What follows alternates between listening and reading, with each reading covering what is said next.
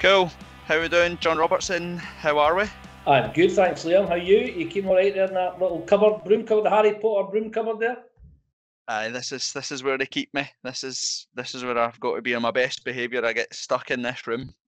Rightly so. Rightly so. Exactly.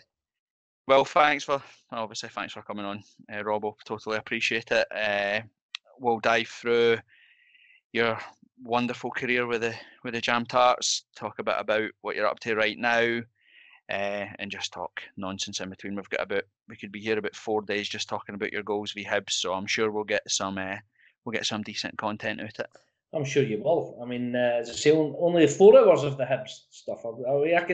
I can pad it out if you need it, mate. That's not a problem there. Well, we might just do like a 27-part special, and you can talk us through every single goal in great detail. I did miss one.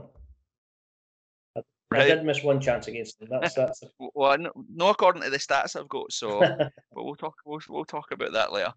I just start off as, how are you? How are you getting on? Yeah, I'm good. We've had a busy day. We've been, trying to get a little bit of help from the SPFL. Sadly, it didn't happen. We tried to recall some 18-year-olds from the Highland League to help us with a horrendous injury list we've got at the moment, but it wasn't to be. So we will make sure that the school bus gets round early tomorrow morning and picks up the lads who'll be on the bench for us.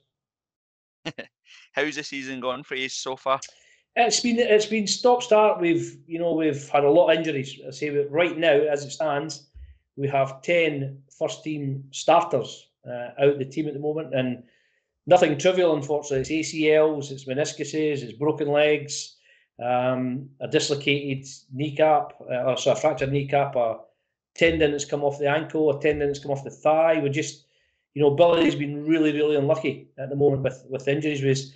We started the season steady, then we had a really good run, 5 wins in a row, which got us up to the top of the league. We've drawn 2, lost 3 of the last 5 matches, so we're in the middle of the pack there. We're 3 points behind second place, 6 points behind first, and it's going to be a very tight league. If we can just steady the ship and hang in there until we get these big players for us back, then we should have another successful season. It's obviously Hearts it's probably unwanted, the close look that we've had at the Championship over the past 10 years or whatever, but it's a difficult league, isn't it? It's a hard league. Yeah, it's very rare that somebody runs away with it. I think Hearts did in the COVID season. Hearts kind of ran away with it, and Dun United were going strong, both under Robbie. So, generally speaking, though, there's not much in it. I mean, as I said, we're in a situation right now where I think ourselves and Partick Thistle are sitting in 7th and 8th place, and 4 games ago we were 1st and 2nd. Despite the fact that I think they've lost 6 of the last 7, and we've not won in 5, and yet we both find ourselves, we find ourselves 6 points off the top, and they're only 8 points off the top, and it's that kind of league. You can put a run of victories together, but you can also quite easily have a run of games where you don't win. So again, we don't envisage anybody running away with it, and I'm sure the teams at the bottom will still be thinking they can claw themselves back up. But as per usual, it's a very, very competitive league. Well, even if you take Celtic and Rangers out of the top flight, obviously with the resources they have, but even now, I think Hearts are 5 points away from 3rd and 8 points off bottom. It's right through the leagues in Scotland. It's very similar, and that's probably the perfect example. If we had the magic wand and Celtic and Rangers weren't involved, you're right. You'd have Aberdeen top of the table in the Premiership right now with 25 points, and I think bottom of the table, Dun United 12 points, and everything in between has a chance. And it's the same in the Championship, and it's the same in League One and League Two. I think the best start this season was Dumbarton, won their first 9 matches, and then they were clawed back last week by Stirling Albion. So it is. I mean, we know the resources Celtic and Rangers have got, but they've kind of always had that since '86. I would say when Souness came back, they've just got further and further away, and it becomes more and more difficult year in year out, because you look at it's fantastic for Hearts this season. I think people are talking about having somewhere around 8 million or something by the time that the season's finished that they'll get next year, which will be fantastic, especially if they can get back there again, because then you start to build and you have that extra monies, you can bring in better quality of player, and then hopefully start to close the gap to the Old Firm. Because I say at the moment, Rangers and Celtic will pick up 25, 30 million from their escapades this year, and that just allows them to buy better quality players over the piece. So, it's good. It's good that Hearts made a group stage. Fantastic they made a group stages, and if you look back on it, whilst the results at Tynecastle against Fiorentina and Besiktas were disappointing, the group kind of went as you'd expect it to be. That Fiorentina and Besiktas obviously went top. Hearts finished third, and obviously RFS from Latvia finished bottom. So, we can hold on to the fact that there was the only Scottish club to win a couple of group games, and you move on from that. And it's difficult because I feel a bit for the players in the team. Had Robbie been able to have the full squad, then things domestically can be a lot easier, because it is very, very difficult to go Thursday, Sunday in a tough league. As I say, you take out, and I know Motherwell and Dundee United were both in there, but it didn't last very long. But even they found it tough going, and they've not had to play those 6 extra matches. So it's a poison chalice. Yes, you want to be there, and yes, you want to get to the group stages for the riches. It begins first, and then obviously the opportunity to travel and go to these European places. But also for the fact that it will have an effect on your game, especially without a full squad. But that should never diminish it. I know a lot of Hearts fans are saying, well, what's the point of getting into Europe?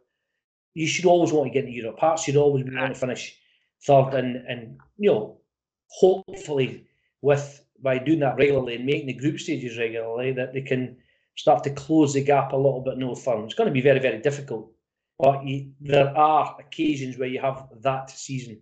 I've been involved in a few myself, and there's no reason that whilst you play teams 4 times a season, it's going to be very difficult to top the Old Firm, but it's not impossible.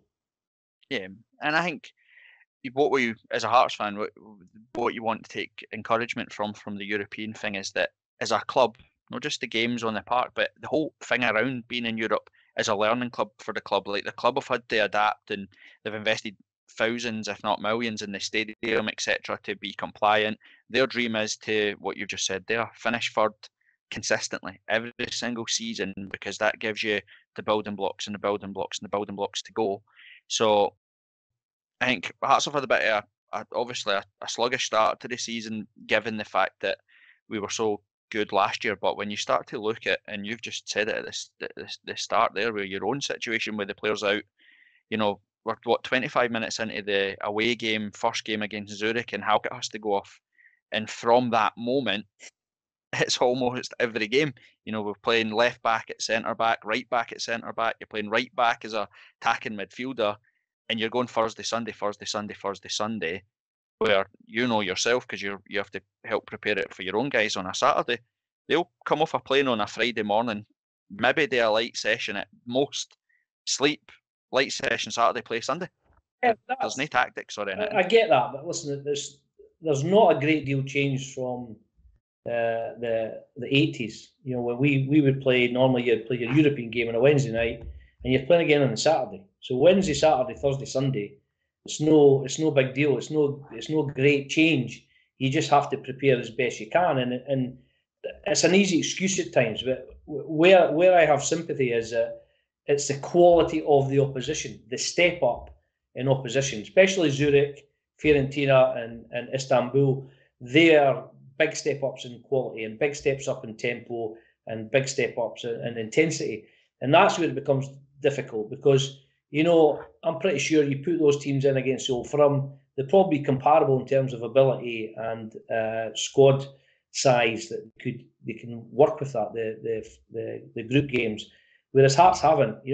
Learning curve again, not sure. A lot of lads in that team have played in Europe. As a club, yes, how to run the European games and how to get behind the team and stuff. Yeah, it's a learning curve there. but it's handling it. And as I say, it's top players can handle it week in, week out. Now, you go, start in the UK, you go to the top of the Premiership, and you see Man City, not so much Arsenal this year because they had the benefit of not having Europe last year, you could say, but Liverpool's and the Chelsea's and the Man United's, etc., even West Ham. It's tough going Saturday, you say Thursday, Sunday, or, is it Wednesday, Saturday, Tuesday, Saturday? Okay, Tuesday, Saturday's a bit more of a bonus, but lots of teams, they churn it out, and that's all about the quality of your player. And this year it's been difficult for Hearts because of injuries, not because of the quality of the player. You've mentioned the guys there who haven't really took part. Halkett has had glimpses of the European games, but you've had Royals out for a period of time.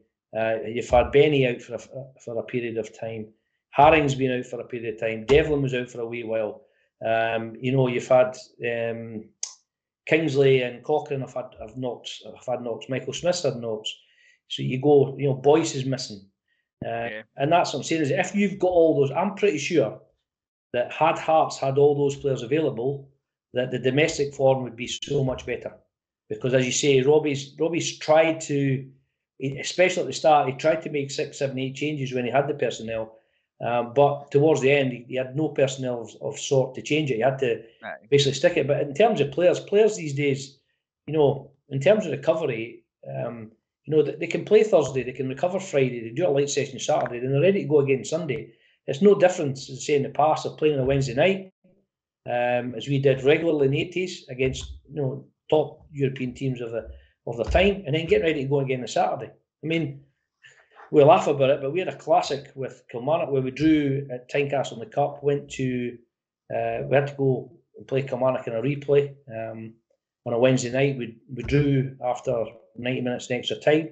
There was no penalties in those days. It was back to a game on Saturday. Then the Monday, we played the replay at Rugby Park, 90 minutes extra time. We beat them 3-1 after extra time. And then we were ready to go again the following Saturday. So these games, they come up, and the players these days as well are super fit. The rehabilitation they have is superb. The masseurs, the masseuse, plunge pools, the equipment that they have to recover with is first class. The Orium is as good as it gets. So there's plenty been there. It's injury that kills you, and unfortunately that's where it's been really tough for Robbie and the players, because he's not had his full complement of players. Like you said, you build your squads hoping that you can account for 1 or 2. But when that starts to become 3 and 4, it's when it starts to be like, sympathy, young man. We're at 10. Don't take your anger out for the SPFL on me. Yeah, we're at 10, all long terms, ACLs, the whole lot, fractures, everything. And so you get no sympathy for me. Absolutely. Get them back up the sand dunes. Get them up going. That'll teach them, innit? Correct. That'll get them fit as a fiddle. There's nothing wrong with a good Murder Hill session, I can assure you. Well, talking to Murder Hills, we'll go back. One thing I wanted to ask right for the start of the early days was it always football for you? Was that your thing, or was it something that just happened to be like, oh, I'm quite good at this, or was it for the start that was the dream?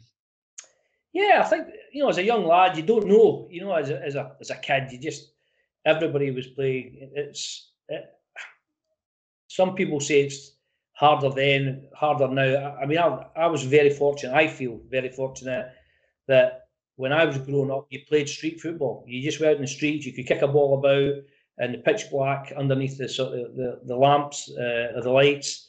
You were out till it went dark all the time. Nobody bothered. There wasn't any problems. You didn't have to worry too much about anything happening.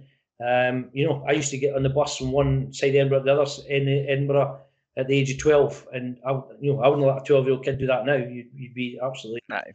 So it was an era that was carefree in terms of your football. You had lots of good players. The big thing growing up, which is unheard of now, was the take-ons, the district take-ons. I stayed at Merrifield, and we would always be playing Northfield or Pierce Hill or Niddrie. Where on a Sunday I would watch my big brothers, Chris and George, go up the park across from our house, literally across the road from our house, and they'd be involved in 20 asides, 25 asides. And it was some seriously good players, but there were some seriously heavy tackles going on. And you're like, what's going on here? You're watching the game, 7, 8, 9-year-old, and they're saying, oh, they're playing for pints. The losing team, there's a designated finishing time, and the losing team has to take the other team down to the local pub and buy them drink for the rest of the day. And you're thinking, Jesus, that's mental. And I'm saying my big brother George, but that's crazy. He says, you think it's crazy? He says, but it's pressure. And what do you mean pressure? He says, well, I know that it's going to cost me in those days, and we'll laugh about it now. He says, I know if I lose, it's going to cost me £10 for the rest of the night to give this guy drink and buy my own drink. He says, I've only got £6.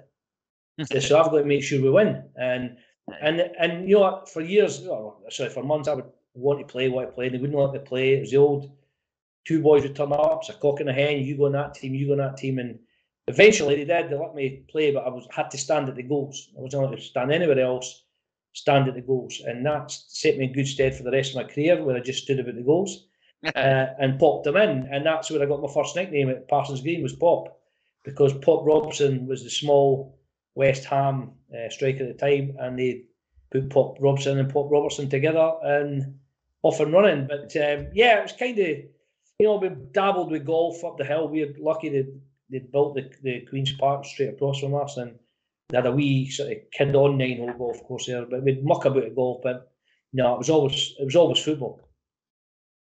Do you think it's missing now? Like, because that obviously not to the extent like that, but when I grew up playing football, it was just that same thing. You know, we used to go up the park, and it was, you'd wait your turn to get a game, you'd somebody blown out their arse, so you'd get tagged in, and 9 times out of 10 you'd either be in goals or exactly you'd stand up there and try and score.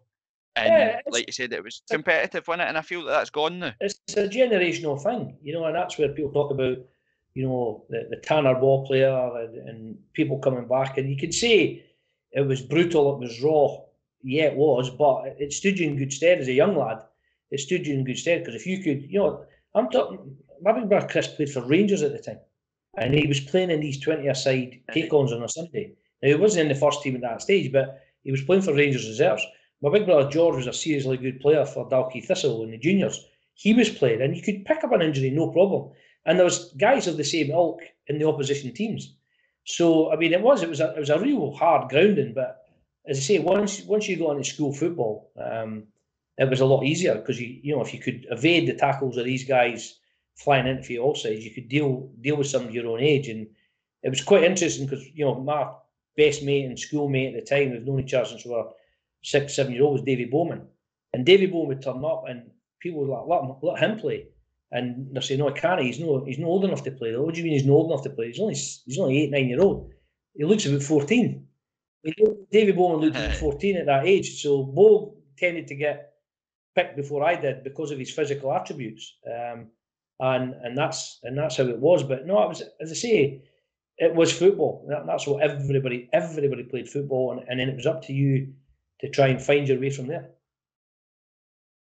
Was it boys' club football, or was it school football that sort of put you on the path towards professional? It was school football to begin with. I was asked to play, you know, like most schools in Edinburgh, primary 7 was your first team, and primary 6 was your B team. Occasionally, a guy from primary 5 would get in, and I was in primary 5 when I was asked to play for the B team with Davy Bowman in the team at the time. And our first game together, as we say, kind of settled our careers. You know, we beat Tower Bank 6-0. I scored 3, and Davy Bowman got sent off. The story of your careers, that's it. But no, it was schoolboy football. We had a cracking team at Parsons Green. We went on to win there was 2 major trophies. The primary 6 was the School Board Cup. Parsons Green won that, and then the following year we got beaten final of the Inspectors Cup. But we also won the league.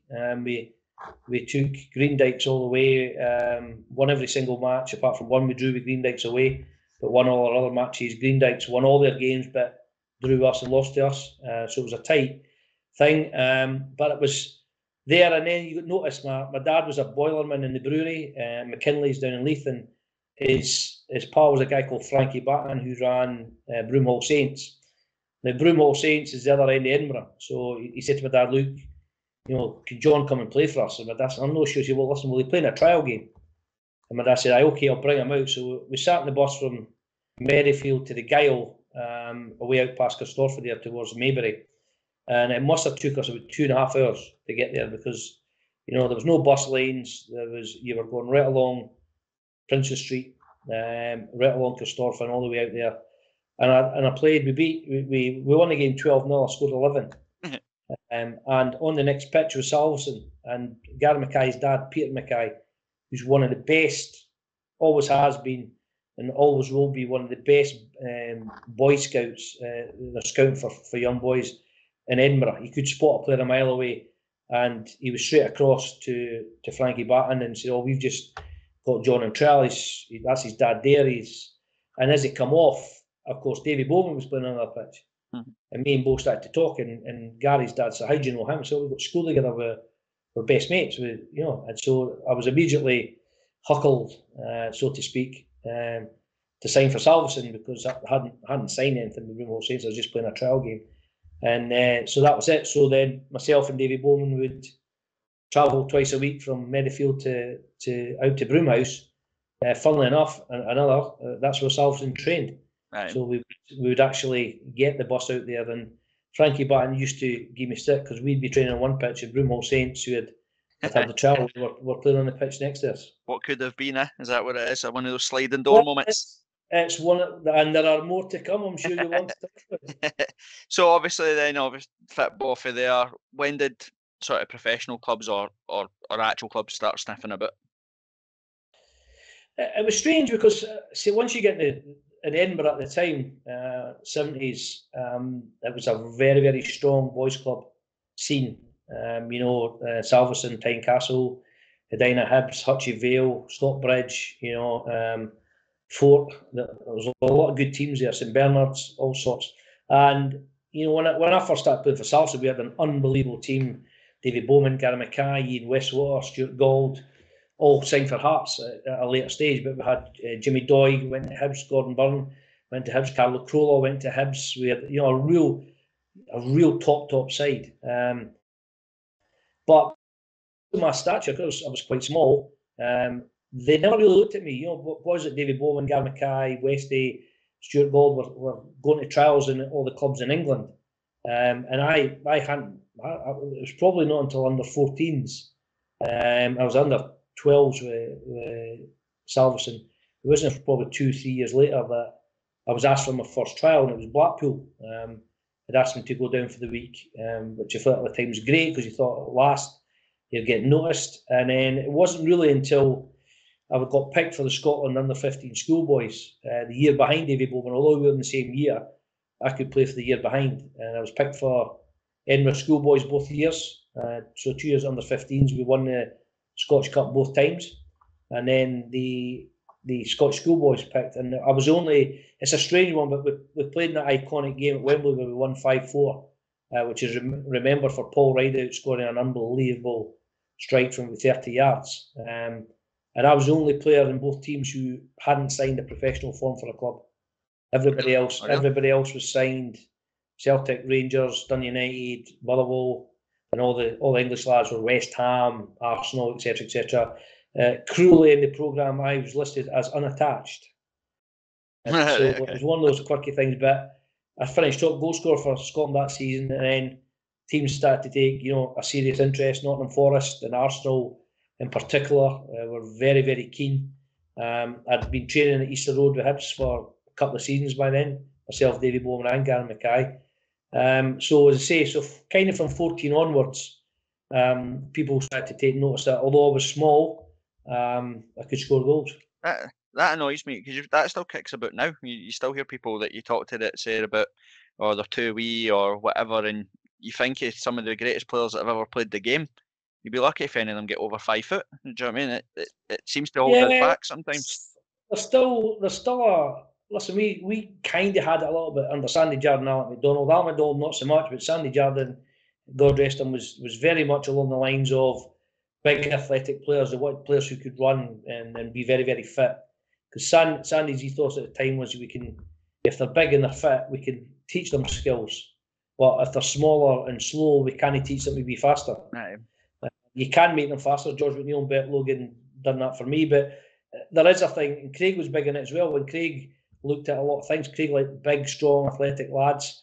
And that's not to say he didn't sign boys who could play, because he did. There's no doubt about that. But you know, it's always the same in football. They'll say a good big one beats a good wee one, and you could probably argue that that's the majority of the case, 90% of the time. But you know, as a pro license holder, I remember sitting and the Man United academy manager was going through how United pick their players and how they do it, and he looked at me in the front row and says, "John, it's incredible." He says, "But you would probably not make it at Man United now because you wouldn't get past the first bits because your height, because your pace, because your build." He says, although in saying that, there are exceptions to the rule. He says, we had Paul Scholes. He says, Paul Scholes didn't tick any box in terms of athletic or size or power. He says, but he ticked every box in terms of his ability to get in the box and score goals and be a very good player. So, you know, you'll find that in most clubs. They'll always look for big athletic players ahead of smaller, more skillful players. And to be, you know, my big brother Chris said it from day one, you're a small lad, you're going to have to be exceptional. And he says you're not exceptionally quick, you're not exceptionally big, you're not exceptionally powerful. So you've got to be exceptional in scoring goals. So that's why my mentality at the time was every time I played a game, from the first game of career to the last game of career, I have to score goals, I have to score goals, I have to score goals. You mentioned your brothers a bit there. Were they big, massive influences in your career in the young days and throughout it? Yes, but both in completely different ways. Chris was, you know, the professional at Rangers, and Chris's goal scoring record at boys' club, primary school boys' club, juvenile record was unbelievable. I mean, mine's is pretty good. Chris's is incredible. He was, honestly, people might find this hard to believe, but Chris was twice a better finisher than I was. Chris was incredible. But he had bad knees and he had ACLs. Didn't realise it was ACLs at the time. They thought it was cartilages in the late 70s, but he had 3 or 4 operations on his cartilages when it was actually his ligaments. But it was an unbelievable. I mean, he still played a lot of times for Rangers, scored a few goals for the first, scored bundles for the reserves, but he scored a few goals in the first team. He played in the Scottish Cup final 76, 77, hit the bar, hit the post when Rangers lost 1-0. And then he was an unused sub in the 77, 78 when Rangers clinched the treble. So he was part of a treble winning team. Really good advice all the way through. He was at Hearts when I first arrived at Hearts. And he's kind of kept an eye on me. With George, I say top junior player at the time. He played the same team as Gordon Strachan at the time, Melbourne Thistle and Alex Caldwell. But George preferred the trip to the pub, a few cigarettes, and chase loose women, as he called it. So they were both very, very influential in different ways as to how I turned out. But you need them though, don't you? You need both sides of the coin because it keeps you on the right path. Listen, George, we stayed at the end of Merrifield Drive. We stayed at the end of 10 terraced houses, and we're fortunate with a little bit of grass down the side. We called it the side, and you could get a fairly decent 3-a-side, 4-a-side game on this. And many a time that Davy Bowe, myself, and the guys our age, James Graham and Eddie Cochran, Edo Cochran, the Madeley would be playing there, and George would come back for the pub on a Sunday afternoon, demand to join in, and he didn't take prisoners. He would boot the living daylights out of us, and then until one day I got the ball turned, put through his legs, ran around him, and he just went, right, that's fine. I'm not going to get involved anymore. But George has always been, he'll tell everybody that cares to listen that he was the best player at 3 years. And in terms of ability, there's a case, but in terms of dedication and want to do it, the big thing with George throughout his life, he's undisciplined kind of guy. Yeah. He goes by the seat of his pants, undisciplined, and of course that goes in tandem with the fact he's a Hibs supporter. Well, I was going to say all the best football players in the world are in the pub, aren't they? You can't meet a guy in the pub that isn't the best of his time. The thing as well, though, is people don't get it, and I think it's one of these things as well, that drinking in football was a culture, and a huge culture. 40s, 50s, after the war, 60s, 70s, 80s, 90s, 2000s. We used to say, we got hammered. So, do you drink? No. 16-year-old, do you drink? No. Or you'll never be a player if you didn't play. And it was more a social thing rather than the drink at the time aspect of it. But there's no doubt football in the 80s, 90s, particular, there was still a huge aspect of a team that drinks together wins together, and it was very much a part of the social aspect going out. Now that's changed, and it's changed big still. I think it's changed better for the players. I think the players are far. I wouldn't say more professional, because we were professional, but we didn't have the same information at our fingertips that players today have got. We didn't have nutritionalists. We didn't have specific strength and conditioning trainers. We didn't have the recovery aspects of it, and the physiotherapists, the medical aspects that they've got now, and where they can actually have heart monitors and all sorts of things, your distance that you run. In fact, I think if somebody put a GPS system on me, they'd probably thought I'd fallen over and died. Change your batteries. The lack of numbers on it. But it wasn't. We were still very, very. We trained exceptionally hard. Al McDonald, Sandy Jardine trained us exceptionally hard. We were the fittest team in Scotland. But it didn't stop you going out for a few drinks with the boys after the game. We never drunk after training. That was more of an English thing, it seemed to be, that the English lads would go out on a Tuesday or a Wednesday and get absolutely hammered. But nowadays, I think the professional players, they go home, they eat the right stuff, they drink the right stuff. Yeah, they'll go out on a Saturday night and have a few drinks, let their hair down a wee bit. But I also think that's the sad part of it, because we would go out to the Rutland or Montpellier, etc., into town, go to Bar Roma for something to eat, and we would drink with the fans. We would have a couple of pints and have a couple of glasses of wine, and you'd see them in the pizza place or the kebab place, wherever you were, and there was a real togetherness. There was a real bond. I think that's the biggest thing. Whilst it would be nice to have all that fitness and well-being stuff available to you in those days, I also think that the players today are missing out on what was a real bond between ourselves and the fans. It was a real, you were mates. We would go drink, boy Keith Smith, Tiger in Edinburgh at the time. We'd go drink with Tiger. He was a Tyler to trade and have a great laugh. And we were just mates. It wasn't, they're football players and I'm a Tyler. We were just mates. And to be fair, the tradesmen of the day were probably getting paid more than we were, if I'm being honest. That's the case because, we in the 80s and 90s, you didn't get rich by playing football. Not in Scotland, anyway. Right, no by the standards that you do now either. But you're right. That's one of the things that I think is a lazy thing that fans say all the time is, they didn't get what it is to play for the club, and that's total nonsense. You'll know yourself. You'll have been in thousands of dressing rooms, and maybe one bad egg every now and again. But every player in there wants to win. They want to be the best that they can be. But it's that aspect of, like you said, almost like a community. Like, go out, let your hair down. But you can't do that now because look at the Kyle Lafferty thing. Regardless of what he said, he's out. Yeah, he's out with his mates, and he gets pure stung with somebody want to be funny.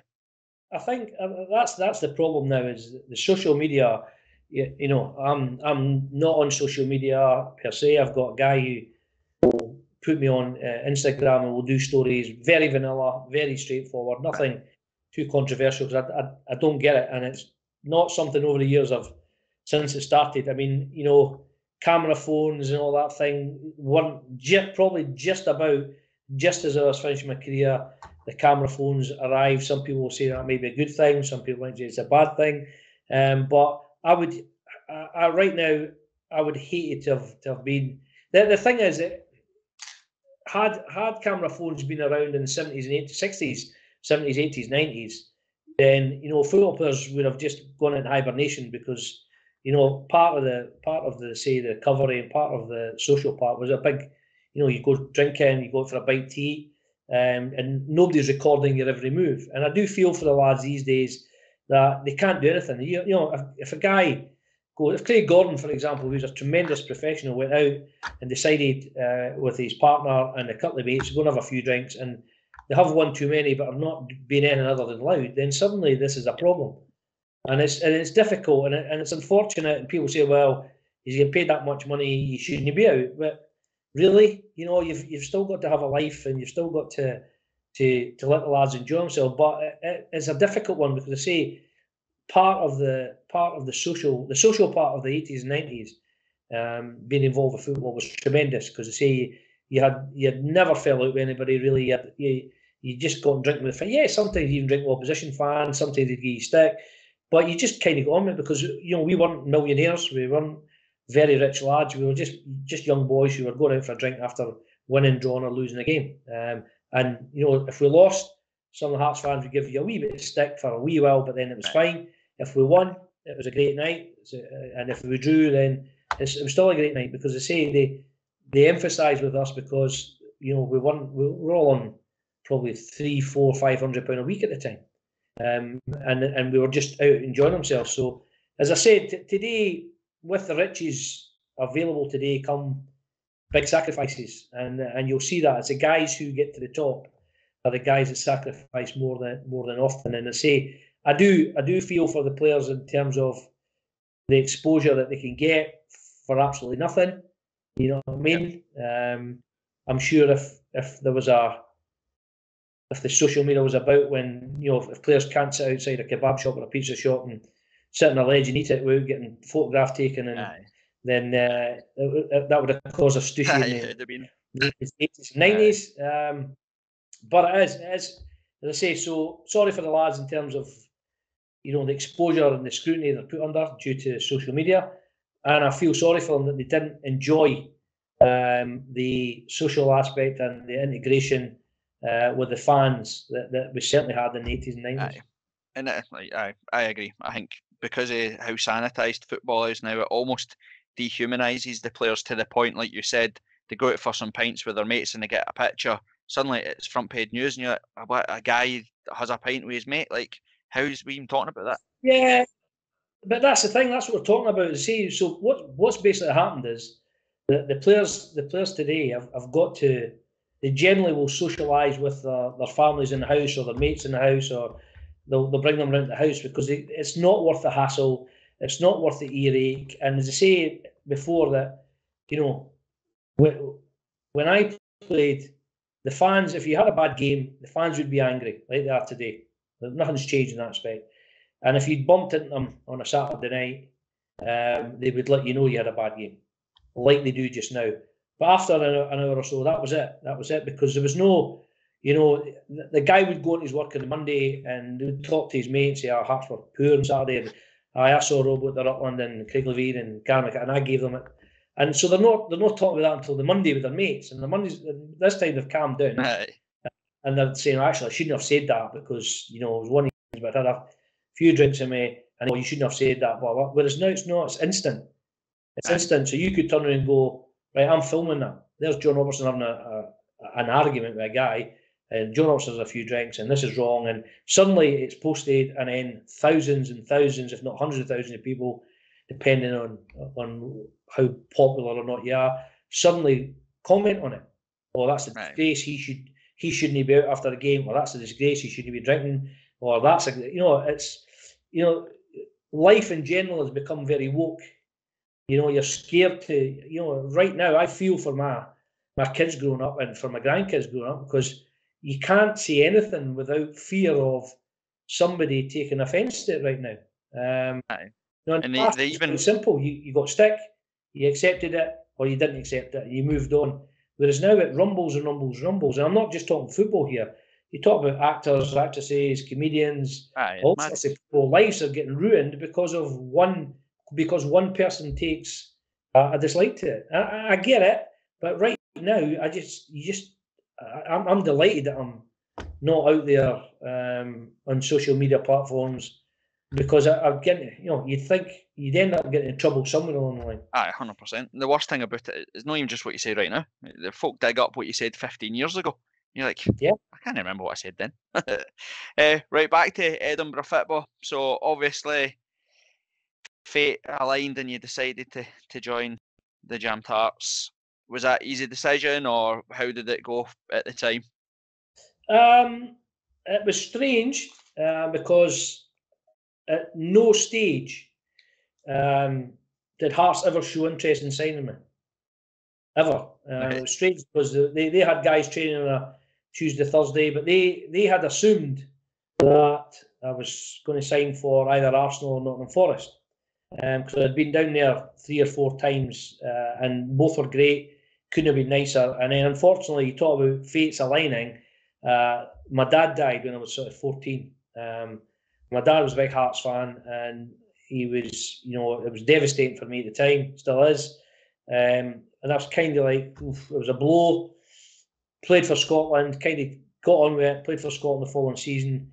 And then I kind of started to think, do I really want to go to England? And I wasn't sure. And I went through a wee spell. I wasn't well. I was sent to the city hospital for a couple of weeks because I had some kind of fatigue. They never got to the bottom of it. I was just very listless and, just sat there just staring into space, basically. And they just said there was some kind of viral thing. It wasn't anything to worry about. And when I come out of that, I kind of thought, you know what, I'm not sure I want to go to England anymore. I spoke with Chris. And Chris said, well, you don't have to go to England. That's up to you. And Chris was just in the process of leaving Rangers and went to Hearts. So I said to him, look, I think I'll go to Hibs. I think I've been training there for 2 years.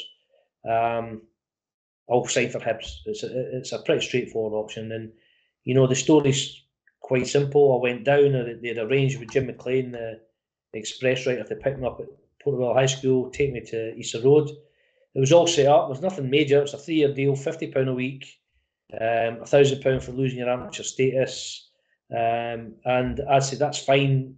Tom Hart was there, Eddie Turnbull, Pat Stanton, John Fraser and Jimmy Rourke. Those three had been paramount in training me on the Tuesday and Thursday.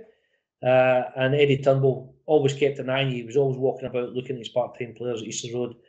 And, Tom Hart says, what's this? I said, I need to let my brother Chris look at it.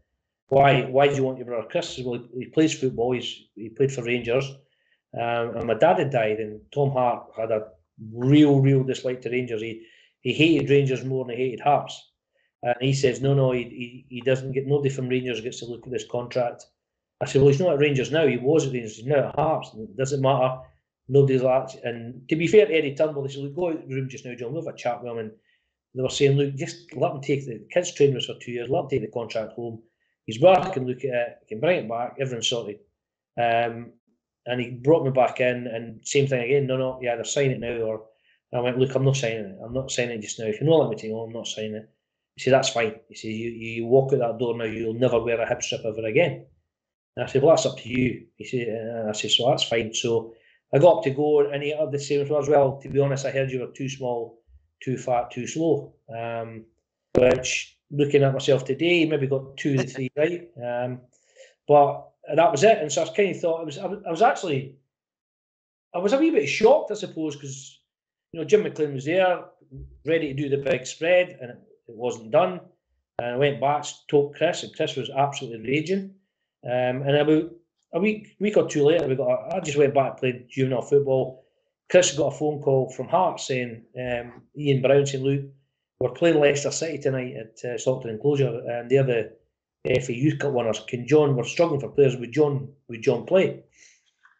And Chris says, I'll ask him. So Chris says, look, Boobsy Brown wants you to go and play for Hearts. I'm like, Chris, I'm not. No, they've never shown any interest. I'm not really that. He says, look, Leicester City are there. Jock Wallace is the manager.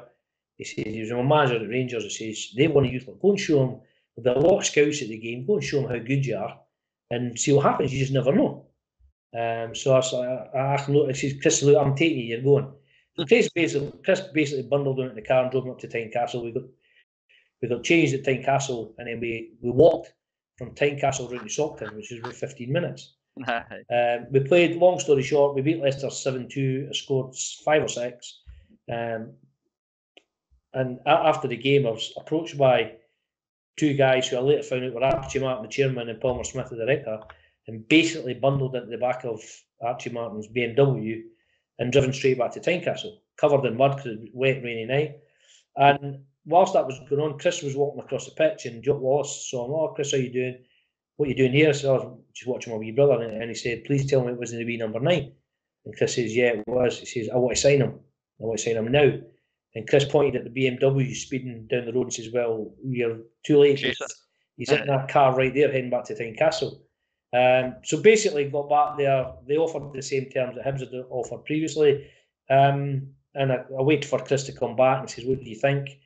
And he took me aside and says, look, he says, I've just come here, John, for one reason. He says, I know I'm going to play here.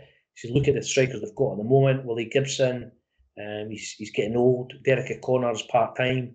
He says, so I'm going to get into this team. He says, so you come here, you've got an opportunity as a young lad, you might get into the team. He said, he thought by the time you're 19, 20, 21, he says, you might get in the team. So we both thought it was a good idea, so we signed. and that was that. The rest, as they say, is history. Aye, and thank the Lord for Eddie Turnbull and his mates for missing it. But you spoke about it there. One of the things actually that's quite different sometimes, and it's maybe strange for Celtic and Rangers fans when they listen in, is that Edinburgh football, that your story's kind of par for the course across Edinburgh, innit? You look at the amount of players that have been at Hearts and went to Hibs and went to Hearts. It was just Edinburgh football, wasn't it? Because it's a big spider web of all connected clubs. Yeah, it was, as I say, and Celtic had offered trials later on, and Rangers had started sniffing about a wee bit, but they had such a big area themselves, Glasgow and North Lanarkshire and Ayrshire, to come from that. And there was this thing that Alan McDonald told us later, that he felt the West of Scotland Rangers in particular thought Edinburgh boys were soft. That he felt that they didn't have the guile, they didn't have the street credit of guys from Glasgow or from Motherwell or Hamilton or Airdrie and stuff like that. He always felt that they lacked that wee bit of bite. But it is what it was. The Glasgow Boys Club scene was huge as well. Gartcosh and teams like that, massive. Hamilton, huge hotbed as well. And they say, I think at times perhaps Rangers and Celtic were lazy because they had so many boys you could pick from their own areas. And of course, Celtic had Celtic Boys Club. Rangers didn't. They were still bringing in players from left, right, and centre, but from the Glasgow area. So yeah, Edinburgh, the amount of good young juvenile players in the 70s and 80s, because the 60s was more you went junior. A club would sign you straight to junior, or a lot of good players were signed from juniors into the seniors. Whereas the sort of late 70s, early 80s in particular, the amount of juvenile talent that came through to sign for Hearts and Hibs was absolutely incredible. Aye.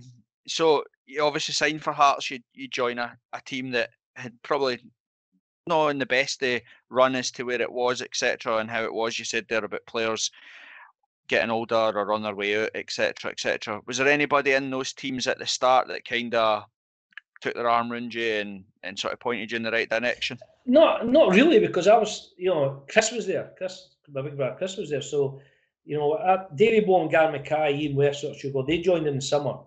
And again, because of my age, I had to stay on an extra 6 months at school. I couldn't join till the January because I was just slightly younger than them. But also, I turned up in January, thrown straight in the reserves for a derby against Hibs at Tynecastle right away. And then the following week was the semi-final of the Scottish Cup in front of 4,500 at Tynecastle against Rangers in the Reserve Cup. So it was like, no, ease them in, straight in, throw them in, you're good enough, you're old enough, get on with it.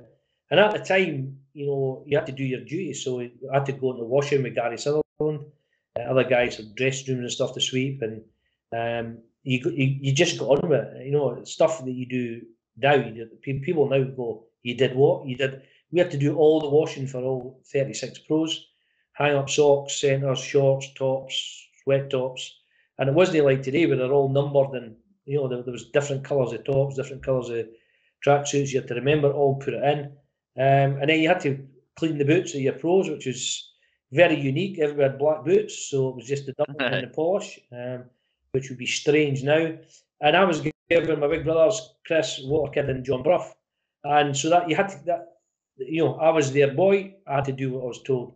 And you got wee things that tested you. Chris said, our boots have to be the cleanest in the boot room. You make sure you look after us, we'll look after you.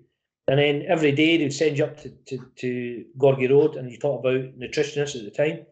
Chris would say, there's £1, go and get me a cheese and onion roll, a pint of milk and a German biscuit, and keep the change. Okay. And keep the change. So you'd go up there probably at 10, 12 pence change, come down there, there's your lunch. What Kid would say, right, I want you to go up and get me a cheese and ham roll, I want to get this can of Coke, I want this and I want that, there's £1, keep the change. You come back down the road. And then John Brough would go, right, when you go and get me a fish supper with this, keep the change. And I'm looking at them going, guys, could you not just all give me your lunch at the same time? And I'll go up and get your lunch at the same time. And I'll have enough money to get my own lunch at the same time. And they look at you and go, no, you'll do as you're told. We tell you to go up, you'll go up. And I remember getting Frank Liddell game, we were playing a reserve game, I came short. Frank was about 37, I was 16. Came short for the ball, played it in the corner. I'm like, Frank, come on, come short for the ball. Yeah, you're okay. And then I'll go along, you play it short. I'm like, Frank, come on. Yeah, half time he grabbed me by the throat, had me up against the wall, and went, if I play it short, you'll battle for it. If I play it long, you'll chase it. If you ever do anything like that on the pitch again, I'll rip your neck off. And dropped me. And I was like, right, fine. So just done what I was told. Tuesday I got tugged my brother Chris and said, did you have trouble with Frank Liddell Saturday? I went, no. He said, no, come on, what happened? So I told him what happened. And unbeknownst to me, Chris, John Brough and Walter Kidd had a quiet word in Frank's ear about the way he spoke to me and the way he acted, and made sure it didn't happen again. So you had that wee aspect of it. So while it was tough, I had to look after my brother and make sure everything was all right. It was good because you're young boys, you're all growing up together. Very good time. Hearts were struggling. The Yo-Yo club, they were in the Premier League, relegated a couple of years in the Championship, but that allowed them to play Davy Bowman, it allowed them to play Gary Mackay initially, Ian Westwater, and eventually, I got a small chance at 17 to play with Chris for 12 minutes. And then the following season, got due to Willie Pettigrew having nasal problems, got an opportunity. Talk us through the first season. Was it? Did you kind of think to yourself and step back and think this couldn't have went any better, or were you just thinking, just keep your head down, just keep doing what you're doing? A bit of both, because I said I'd got 12 minutes with Chris against Queen of the South, and Chris had scored 2 that night, and it was great to think, I'm going to get an opportunity. That was in the February, and then nothing. I wasn't involved again, and then pre-season wasn't involved with the first team at that time because we'd brought in like Willie Pettigrew, we had Jeremy Coy was brought in, we had Derek O'Connor there, Chris was still there, so it was kind of put to the back. But again, I think they looked at him and thought, he's small, he can score goals, but we're not sure the stature of the player. And then I just kept playing away, and I say I'd done really well at the Easter Craigs tournament. Hearts had won it. We went all the way through.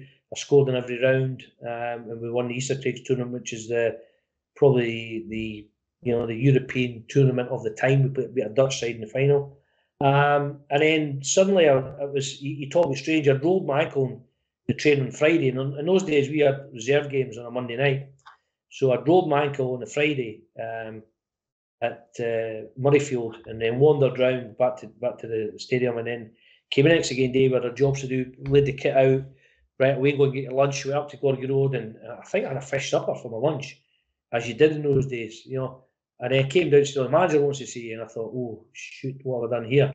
Went in, how's your ankle? I went, no, it's okay, it's a wee bit sore, but it's okay. How sore is it? I went, no, it's all right, I'll be fine for Monday night. Then Sandy Jam was standing with a ball under his foot. He said, kick that as hard as you can. So I smashed it. And I thought, fuck, that was sore. I thought, I better not show him it. I went, it was all right. No, do it again. Done it again. And he went, was that sore? I went, no, we twins, we're nothing. He says, right, first team dressing room, you're on the bench. And I'm looking, I'm thinking, what? You're on the bench. Because I goes through, and Chris is sitting there. Is that what you're doing? I says, the gaffer told me to come to the first team dressing room, I'm on the bench. He went, well, I thought I was on the bench today. Of course, he named the team, I was on the bench. Chris wasn't on the bench.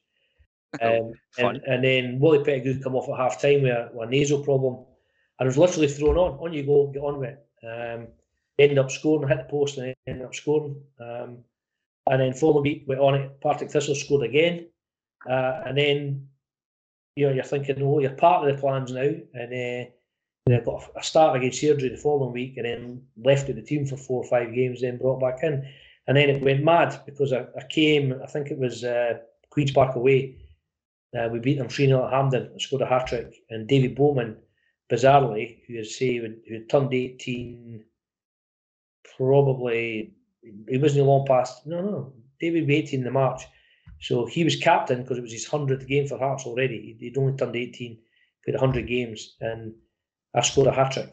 And I always remember Palmer Smith coming in afterwards saying to us, there's £100, go out and enjoy yourself, boys, because it's his 100th game, you've scored a hat-trick, on you go. And then I went through a mad spell. I scored 3 against Queen's Park, I scored 2 against Clydebank, I scored 3 against Partick Thistle, I scored a couple against Clyde here and there, and then I scored another hat-trick against Dunfermline. So by the end of the season, I'd racked up, I think, 21, 22 goals in 19 appearances.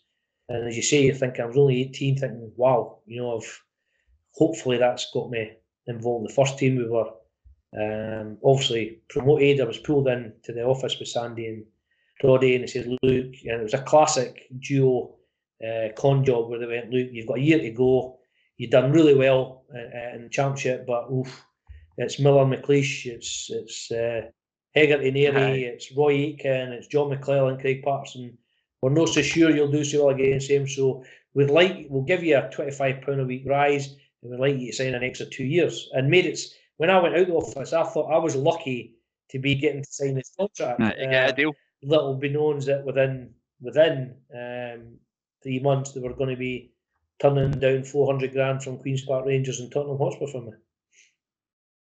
Yeah, and it's one of these things you're probably sick of hearing about it as well, because it's something that the 20 goal a striker see like that we've not had since yourself, you know. And I was looking through the stats and it was like 7 of the seasons that you played for Hearts, you scored over 20. 2 of them you scored over 30, and it's just, were you shocked by how many goals you scored, or did you actually always believe yourself, thinking with what you said about your brothers and that, saying, thinking, I've got to score every single game here? The early mentality was I have to score every single game, and you have no idea how pissed off I was on a Saturday night if I hadn't scored. It made me angry. So much so, sometimes I would rather score and get beat than no score and win. And then you realise that's not a team player. I've got to understand that, you know, Chris would take me aside and go, "Why are you pissed off?" "Well, I didn't score." "Yeah, but the team won." "You know, I didn't score." And we say, "Were you happy last week when you scored and you go beat 2-1? I went, "Aye, because I scored, I done my job." He went, nah. That attitude's good. And he was right. You had to get the right mix. But my job was score goals. I used to dream on a Friday night I'd score a hat-trick, and this I was going to score the 3 goals. Always maybe scored one of the goals, never the way. I've never scored a goal that I dreamt about the night before. But it was a visualisation thing. Apparently you get paid fortunes now for helping people visualise how they're going to score goals. My attitude was goals. Make sure I do what I have to. You have to have a desire to score goals. And my desire was there. And as I say, when I was doing the book, I was looking at the stats, and it does make scary reading. For me, was that I was in the first team 16 years, and I finished top goal scorer 13 out of the 16, which I didn't realise at the time. And if you look at the seasons that I didn't score, wasn't top goal scorer, one of them was the season I came back from Newcastle and didn't rejoin December. I was injured until the March. And the second one was the last season I was there, where I think only played 15 matches. So when you look back at that, I look back that way in men's pride. Yeah, 2 30-plus seasons and the rest, 5 or 6 20s. I think it averaged something like 18 and a half, 19 goals a season over my career, which was incredible now. And then, as I say, at the time, even 19, 20, 21, if somebody said to me, you're going to break Jimmy Waterlow's league record, don't be stupid. That's impossible. It's a way in the distance. And it was a hugely satisfying day when I'd done that. And I say I didn't set out to break records. I just set out to score goals and score as many goals as I can. And that's what I tried to do. And as I say, right now, I'm the league record goal scorer, I'm the Scottish Cup record goal scorer, I'm the European record goal scorer, I'm the Derby record goal scorer. I want them all beaten. I want every single record of mine beaten. I don't want to be the record holder. You mentioned earlier about 20 goal season. I don't want to be the last Hearts player to score 20 goals. I wanted Boyce to do it last year. I want Boyce and Lawrence Shankland this year. I think Shankland will batter it this year. I think he could get closer to 30 than 20, and I hope so. I'll be the first to shake his hand. I want Lawrence Shankland to go and beat every single record I've ever broke, or the next one up behind that, young Kirk, go and break every record that I've ever set, because they don't mean anything to me anymore. I would want success for Hearts rather than John Robertson to hold a record. Will it be hard for them to break it? Yes, of course it will. We're not dismissing the fact, and it's not very often a player. But they said the same about me. You'll never beat it. You'll never beat it. Well, I did beat it. But I want things beaten. I don't want to be the record league goal scorer. I don't want to be the record Scottish Cup goal scorer. I don't want to be the European. And I'll tell you what, the first one I want to lose is the record Derby goal scorer. because that would give me immense satisfaction, along with a lot of other Hearts fans. You imagine the success the club would have, not just in derbies, but domestically, if they had someone going and breaking every second record that's set. That's what I want. Listen, I know Gary Mackay is very proud and very, very precious about him and being the top league appearance holder. And I think that's fabulous. And I'm delighted for him because he's a Hearts man through and through, bleeds maroon. And that will never be broken. And I'm delighted that will never be broken. And I don't think he wants it to be broken either, which is great. I want every record broken in mine. Every single one, as I say, because I've had my day and it was wonderful and it was great, but it's time for the new generation to step forward. And I'm positive that if somebody stepped up and scored more goals than I did in all those categories, then the club are going to win a lot of trophies. I would agree. And your record's no bad for somebody that was too wee, too fat and too slow, wasn't it? Absolutely. Tom Hart, as I say, he's got a lot to answer for, but he sent me their way. And, you know, there's many derby stuff that we can talk about and will. But, you know, my big brother George, when my career finished, you know, being a big Hibs fan, and said to me, you know, 27 goals, was it all for revenge? And I went, no, it wasn't. George says, the first 26 were. The 27th was just for the hell of it. Just for a laugh. Just for a laugh. Yeah. Well, we might as well talk about the derby because my Hibs supporting friends always say to me, "You're obsessed with the derby. Hearts are obsessed with the derby," and they say it as if it's like an insult. And I think, well, obviously, like we don't win trophies every single year, so all we have is bragging rights. So why would you want to be the absolute best in the derby? And is that something that because obviously Hibs were quite successful in the sort of the decades before you made your debut, etc., 60s, 70s and stuff, but almost line in the sand from the moment yourselves, Bowman, Mackay, the younger guys started to come through. That derby record since then till now has been almost a whitewash. Yeah, I mean, at the time, you know, I grew up in the decade that Hibs probably had the biggest dominance that they've ever had, which was the 70s. And you used to hear, you know, what was the score? Or 2-0 to Hibs. What was the score? 2-1 Hibs. Who scored? Pat Stanton, Jimmy Rourke. God rest his soul, the sweet Jimmy. Pat Stanton scored. Pat Stanton scored. Alex Cropley scored. And it was a bygone thing that Hibs were going to win the derbies. And of course, it was the either of the 7-0. You know, Hearts immediately hit back with a 4-1 the following season, but 7-0 was going to trump everything for a long time. And Hibs kept winning. There was Scottish Cup games. Hibs kept winning those as well. And so I grew up knowing football as a Hibs. It was a Hibs-dominated decade. There's absolutely no doubt about that. And then obviously by the time we got to 83, we hadn't really played each other at all. Both clubs, I think there'd been one Scottish Cup tie at Easter Road, and I think Hibs won it. Hearts won it 2-1. I think Willie Gibson and Derek O'Connor might have scored. But generally speaking, Hibs were well in control and a really talented team. And as I say, you're right, we started 83 and, you know, Alan McDonald and Sandy Jarman got a hold of us that week and they tweaked the training. They tweaked various aspects of it to let us know how big this game was going to be, what was going to happen, the atmosphere, what it meant to the fans, bragging rights, as you say at the time. And they didn't have us. They didn't have us wound up. They weren't wound up like clockwork dolls or toy soldiers ready to go out and explode. They had us. They just kept rising it and just getting us to a level that they knew by the time Saturday came, we'd be ready for this. And we came out the traps great. First 15 minutes could have been 2 or 3-0 up if it wasn't for Alan Rough. And then Hibs scored in the break. Ralph Callaghan, ex-Hearts player, scored. And I think everybody in the ground went, here we go again. Hibs are going to win. This is the way it happens. The biggest thing Alan McDonald done that day, he took Gary Mackay off after 50 odd minutes because Gary Mackay was playing the derby like a Hearts fan that he was, rather than the Hearts player that he needed to be. And Gary will tell you this himself, the first 5-6 derbies he played in, he was horrendous because he played it like a fan. And if I said to any Hearts fan, what's the first thing you do if you're picked to play for Hearts against Hibs?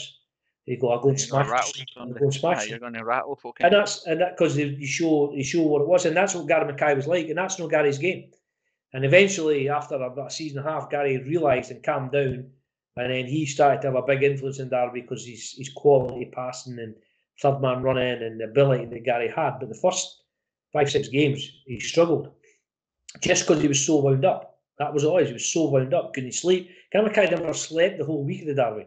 He was like a skeleton with eyes that turned up on a Saturday because he was so wound up about it. Whereas Alan McDonald had the rest of us calm. He knew exactly the training, and the training for a long time for the Derby week was completely different to anything else because of the way that Sandy and Alex wanted us to address the situation. Obviously, both having been in a huge old firm Derby. But I say, as we come back, we got the equaliser. It's probably the best goal I've ever scored in my life. To make it 1-1, 2-1 down, 2-2, and then as part of the goal, a crossfield switch to Parkett, who threw in for Jimmy Bone. And we at the time didn't realise the significance of it. We didn't. We've beaten Hibs. That's all that mattered. They're telling us after the game it's only the second one at Tynecastle since 1964. And we're thinking, oh, right, okay, well, that's great. But it didn't really resonate. It didn't resonate. David Bowen and I went out that night, went up to the Illicit Still for a couple of beers, went up to the Leon for a bit of Chinese. We went to Outer Limits, the dancing still in our hats, blazers, and it was just a surreal night. There was a lot of Hearts fans happy, but we didn't realise the effect that it had. And then, as I say, that season, I think we drew the next 3 matches, but that sparked us off on a 17-game unbeaten run. And we never lost for 5 years. And then we lost a couple, and then drew a couple, and then we went on. I went to Newcastle, come back, and the first goal at Tynecastle back was a winner and a 2-1 win, which started off the 22 in a row. So it was if you look at the first sort of 12, 13 years of the Derby, I think we only lost 2 games. Well, I was looking at it earlier because again, it's in a club filled with unbelievable Derby stats, and obviously you're the Derby goal scoring record, etc. I think your whole playing career, when you played that, because I went back to look, I actually went back to see how long did it take Hibs as a football club to score 27 goals in a Derby, never mind one person, right? So it was 8 years, by the way, 36 games, just in case you want to have that as your arsenal for when you're talking to Hibs fans. It took them 8 years, 36 games to score the same amount of goals that you did in your career. I do know, the only one I do know on that is because somebody told me was that if you added the players that played in the same time, the same era of my 27 goals, it was Hibs' top 11 goal scorers equalled it. It took 11 Hibs players to get 27 goals. I think at that time, the 2 top joint goal scorers were Keith Wright and Joe McBride before. And we had myself, Sandy Clark and John Cahoon. I think I was 27. I think Sandy was 11 and JC 7 at the same time. So, yeah, listen, it sparked off an unbelievable dominance. And as I said at the time, it's I think I played 54. I think won 28. I only lost 7. They've got at London Hearts. I lost 8. One of them was a testimonial match that I come on for 3 seconds. I think Craig Levine's second testimonial. They've chucked that in there. That doesn't count. That's a no. I get that bin. That's like get that bin. If they're counting that, then I'm going to count the 3 East of Scotland games we won and the 3 under-18 games we won as well. Yeah. You touched on it there, 22 in a row is, well, obviously we sing about it, it's something that we go on about all the time, but you actually look through it, I think before it, we do 17 or round about 16, 17 matches undefeated against Hibs. Then there's a season and a half where we lose a couple, and then 22 in a row is outrageous. What were the games like for the players when you have that record? Do you talk about it, or is it just another game? No, it's not. It's never just another game. It's a derby, and I say we'd prepare in a slightly different way as we would to other matches, but it was not just another game. But it got to the stage where it became slightly difficult, not on the pitch. It was off the pitch, because whilst we were supremely confident and we felt the better team and better players, and some of the players that we had at the time were sensational, Alan McLaren, Dave McPherson's, Craig Levine, Tosh McKinley, Neil Berry, an absolute titan. Chuck was unbelievable. John Cahoon, myself, Sandy Clark, Kenny Black, Brian Whittaker, Sandy Jardine, all these guys, really, really good players. But we got to the stage where the pressure was put on us by our own fans, which was mad in one way, but we got it because what basically happened is if I at the time, you go back to the first season, we beat Hibs in the first game. A lot of Hearts fans would say that's great. We've won one of the derbies. We went up 1-1, drawn 3. Oh, that's a brilliant season, different class. But we got the stage where when we played Hibs at Tynecastle, only a win was good enough. Aye. Only a win was good enough. When we drew Hibs at Tynecastle, our fans saw that as a bad result. When we went to Easter Road, they would still accept a draw, but they expected a win. You know what I mean? They would accept it, but they expected a win. So, if we drew with Hibs at Easter Road, it was kind of meh, that's all right. We didn't lose, we'll kind of take it. But they expected us to. So when we got to sort of halfway through the 22, we'd gone, if you imagine that'd be 27, 28 games out of 33, 34 that we hadn't lost against Hibs.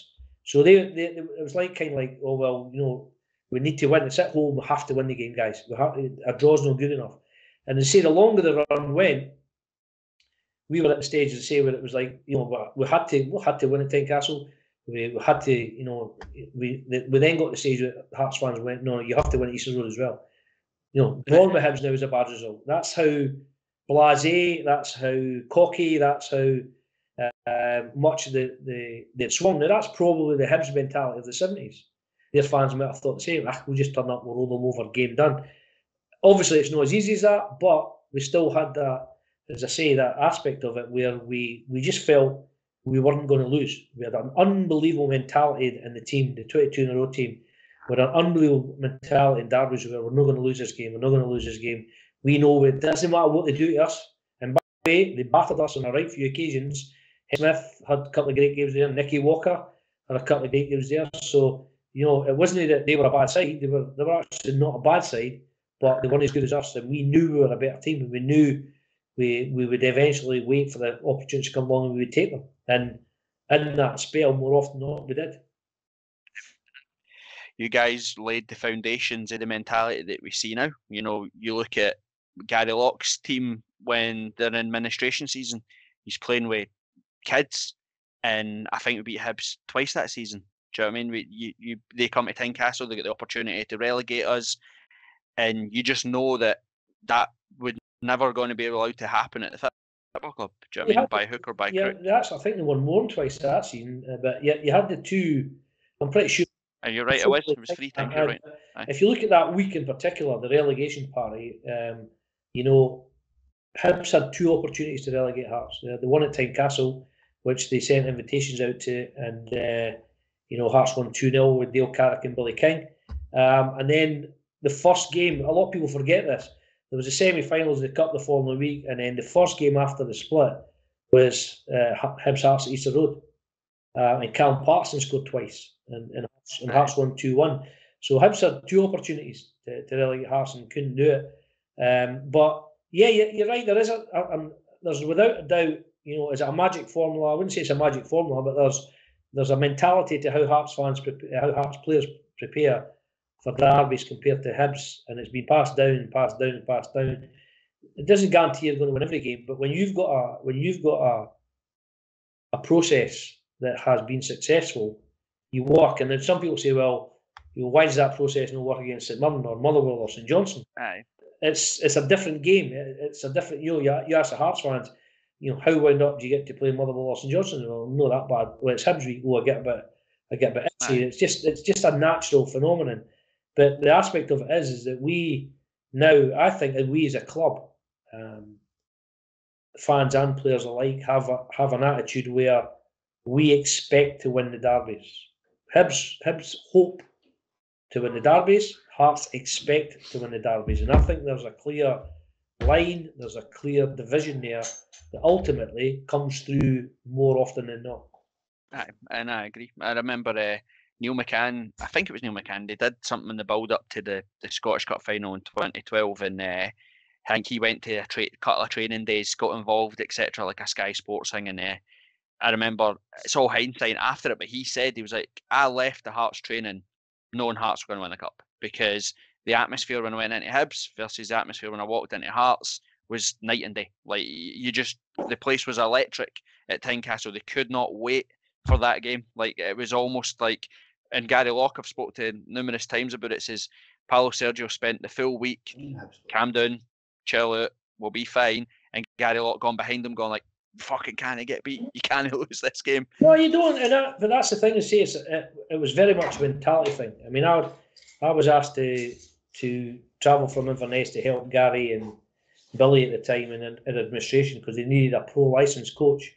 So I was helping the forwards. But Lockie's speech was great. You know, we talked about a lot of things going on, say a few words, and Lockie's one was brilliant. And he would say to the players, look, you've got to run out there. As soon as you run out, you say blank everything off and just look at the bank of maroon standing behind the goals. Just look at that. They're all down here to support you. They're all down here expecting to win, and we're not going to let them down. So you've got to look at them. Do not let them down. Look at your teammates. Do not let them down. We win these games. They do not handle it well. They'll come at us for 15 minutes. Handle the 15 minutes.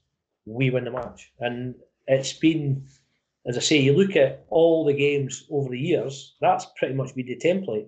Hibs come flying out the traps. If Hearts don't concede, more often than not, you see it this season, you know, tough start, we break away, Lawrence Sharpton scores, and for the next 30 minutes, we should have put the game to bed and didn't quite manage it.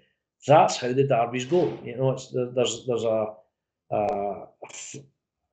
just a run of the way it runs through, like a script, that this is how it happens. And as I say, you look at, you know, we could go 1-0 down a derby game. Hearts fans generally will go, that's all right, we'll come back and win the game. Hibs go 1 down the derby, they go, that's it.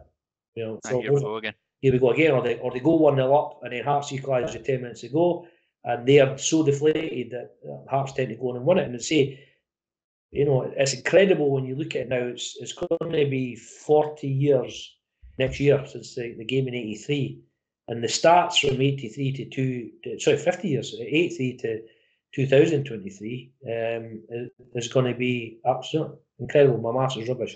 40 years. So it's going to be, you're lucky you could put the ball in the net. I'll give you that. Well, I could count the goals, not so much the years, but it's going to be 40 years, and the stats for the 40 years is going to read absolutely incredible in Hearts' favour. Well, even right now, we don't play Easter Road until 2023. That'll be 5 years since they last beat us at Easter Road. They're just, the stats are just crazy. There's one derby I wanted to talk to you about before we'll jump into. Obviously, you've just said there you helped Gary and Billy with the 2012 Cup final. You obviously won the Cup with Hearts. We'll talk about that in a wee second. But the last derby is the mythical derby, the one that's been built up so much. We hear so many random stories about police sergeants and all this sort of stuff. The Wallace Mercer derby.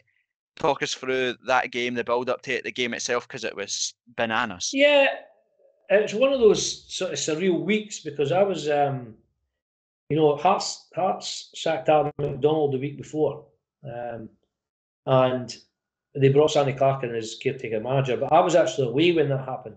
I was away with Scotland. I'd been called up for the first time for Scotland, and you know, told by Andy Roxburgh that Alan McDonald be sacked. I had a wee pop at Mercer in the papers. Gary Mackay phoned me on the hotel phone. You didn't have mobile phones in those days to say you're in trouble. Mercer's going to rip you to shreds. He's raging. You could get sacked. You're going to get sold. He's not happy. And I went, look, we'll deal with that when we deal with it. Mercer apparently phoned Andy Roxburgh and said that I was obviously in no fit state to be involved with Scotland. I should be sent home immediately. And Andy Roxburgh came to me and says, John, I'm going to start you now because I know you'll be want to do well for Alan McDonald and stick it up Wallace, so to speak. So, you know, made my debut against Romania. I'd finished third in the World Cup, scored. Cloyce got the winner. We win 2-1. The papers go wild for myself and Ali. And so I came home thinking, you know, well, you know, if he's going to get rid of me, I'm sure there'll be some people out there that will want me. But he told Sandy Clark, look, I'll speak to John on Friday. And I'll deal with it then. And Sandy Clark said, just don't say anything, just whatever he says, just get on, but just be ready for the derby. On the Friday, Wallace Mercer came in and went, can I see you for a minute? But says, look, I'm not going to interrupt you. You've got the derby, but on Monday we're going to sit down and I'm going to sort it out. You do not get involved in the politics of this football club. You're just here to score goals. You concentrate on that. So it's kind of like, thought, oh well, that could have gone worse, and we'll have to wait till Monday now. But we obviously, Sani prepared us for the game. We went to Easter Road, and it was very surreal because normally, we go the same route. You go up Millen Terrace, over the Fountain Bridge, down the Grassmarket, down, so Holyrood Road at the time. Up Easter Road and down, and you always see Hibs fans want the game, and they give you the finger and give you the sign, so to speak. And occasionally some might get lobbed at the bus, but nothing major. But that day was very quiet. You never saw a Hibs fan anywhere. There was nowhere to be seen. Mainly Hearts fans all the way down, especially top of Easter Road. It's dominated by Hearts fans anyway on Derby Day, and then you get to Albion Road, it's all green and white. There was a few Hibs fans around about the Albion bar by the time we got there, but very, very quiet. Come out for the warm-up, and it was like Zulu. The Hibs fans arrived there late, they were rattling the fences, they wanted blood, and they knew whose blood we wanted, and it was ours. And Sandy Clark was brilliant. He sat us down and says, look, the mentality, they're going to come out the traps. He says, what we're going to do is we're going to flip them, we're going to make them shoot down the slope. He said, now by giving them that little advantage of shooting down the slope, they're going to batter us for 15 minutes. We've got to be able to just play balls at the corners. JC Robbo drop back, play a kind of 4-5-1 at the time, just knock it into the corners. Fozzie, you'll stay up front, chase everything that goes. See, after 50 minutes, guys, their adrenaline will go, pass the ball around them, we'll do the business. And it literally went like that. The Hibs players came out, and the tackles that were flying in were unbelievable. We managed to keep our composure, just kept knocking it in behind, kept knocking it in behind, kept knocking it behind. Then we got the goal, went 1-0 up. A fan come on, I thought it was Fozzie patted me on the back. It was a Hibs fan having a punch, and Andy Gorham grabbed him. Somebody punched the Hibs fan, and it was mayhem. And it was a pitch invasion. Then we went 2 up. Craig Levine header that had a fantastic fresh air swing at, and it went in. We get 2, and then we scored just on half time with a header from myself, and we get 3. So it was 3 pitch invasions, and it was just mental. Hibs fans were going absolutely berserk, and we're thinking, great, we're shooting down the slope. We can get the 7 here. We've got a chance. And as I say, Sandy Clark went through it. She's brilliant, everything's the same. She's, by the way, second half will be the same, guys.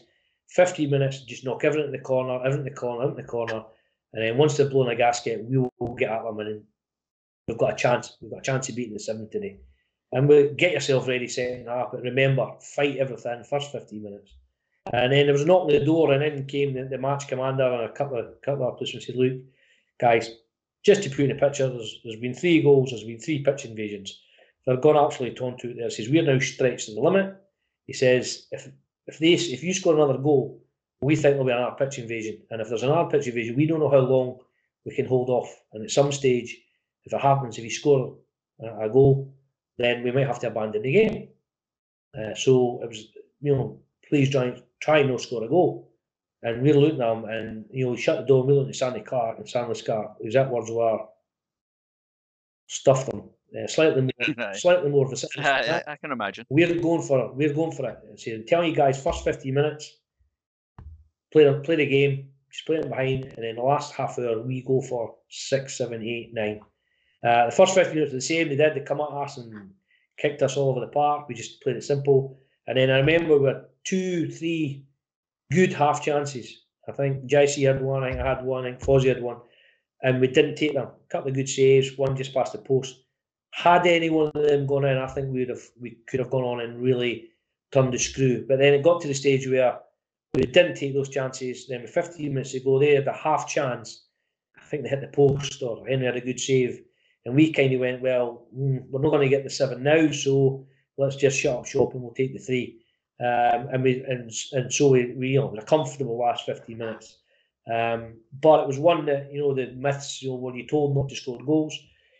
Yes, we were told it wouldn't be of great use to anybody if we scored because of the potential pitch invasions.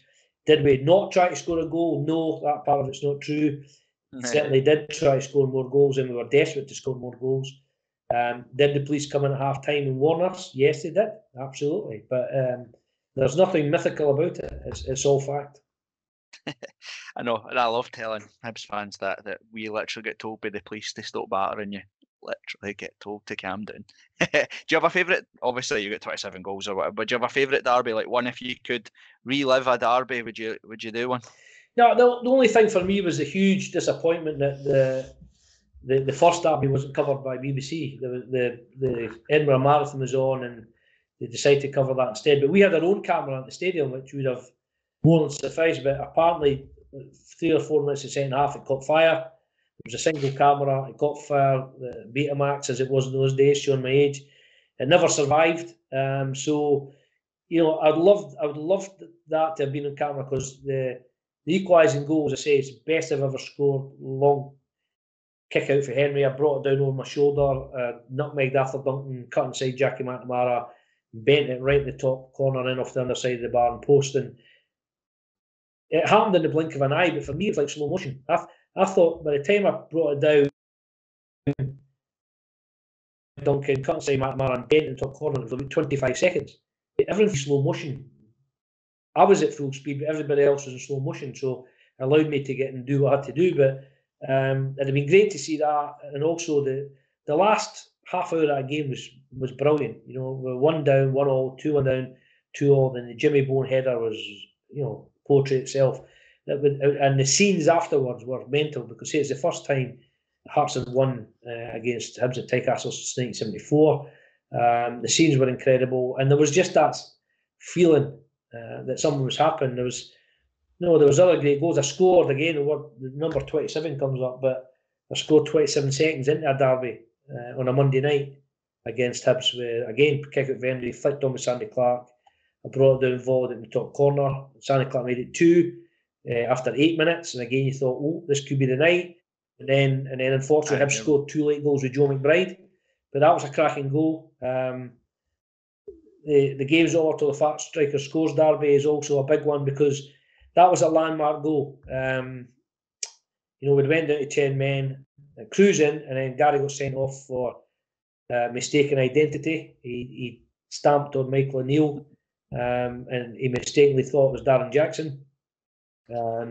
But to score that one, to get us back to 2-2, because the Hibs fans were singing, they thought victory was there, we snatched it away, and that took me past Willie Ball's league record. And Willie Ball was a huge, huge favourite of my dad. And I can imagine, you know, it's strange, but people would have said, what part would your dad be most proud of? Would it have been breaking Willie Ball's record? Yeah. Breaking Waters' record? Yeah. Winning the Scottish Cup? Yeah. I think his proudest moment would still be the 12 minutes Chris and I played. So he saw 2 of his sons play for Hearts. I think that day he might have shed a tear, the Willie Ball game, because say it was a big goal. But no, I mean, all the goals are special. You know, I scored my first ever Premier League goal against Hibs.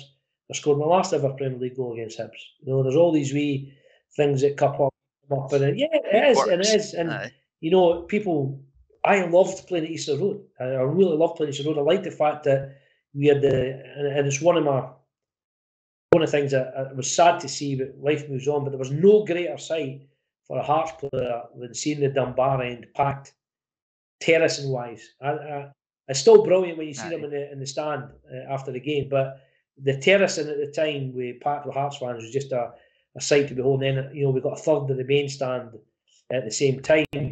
And I actually scored more. I scored 15 goals in my 27 at Easter Road, which is, you know, I think at one stage I scored more goals in a calendar year than any other Hibs player at one stage, because I'd scored 2 at the end of the season, 2 at the beginning of the season, and 1 in a semi-final and stuff like that. It was just mental, but I loved playing at Easter Road. I think that was the devilment in me.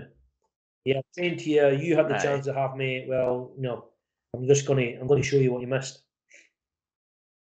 One of my favourite, you spoke about there, the Willie Ball equaliser, the one that put you in front of him at Easter Road.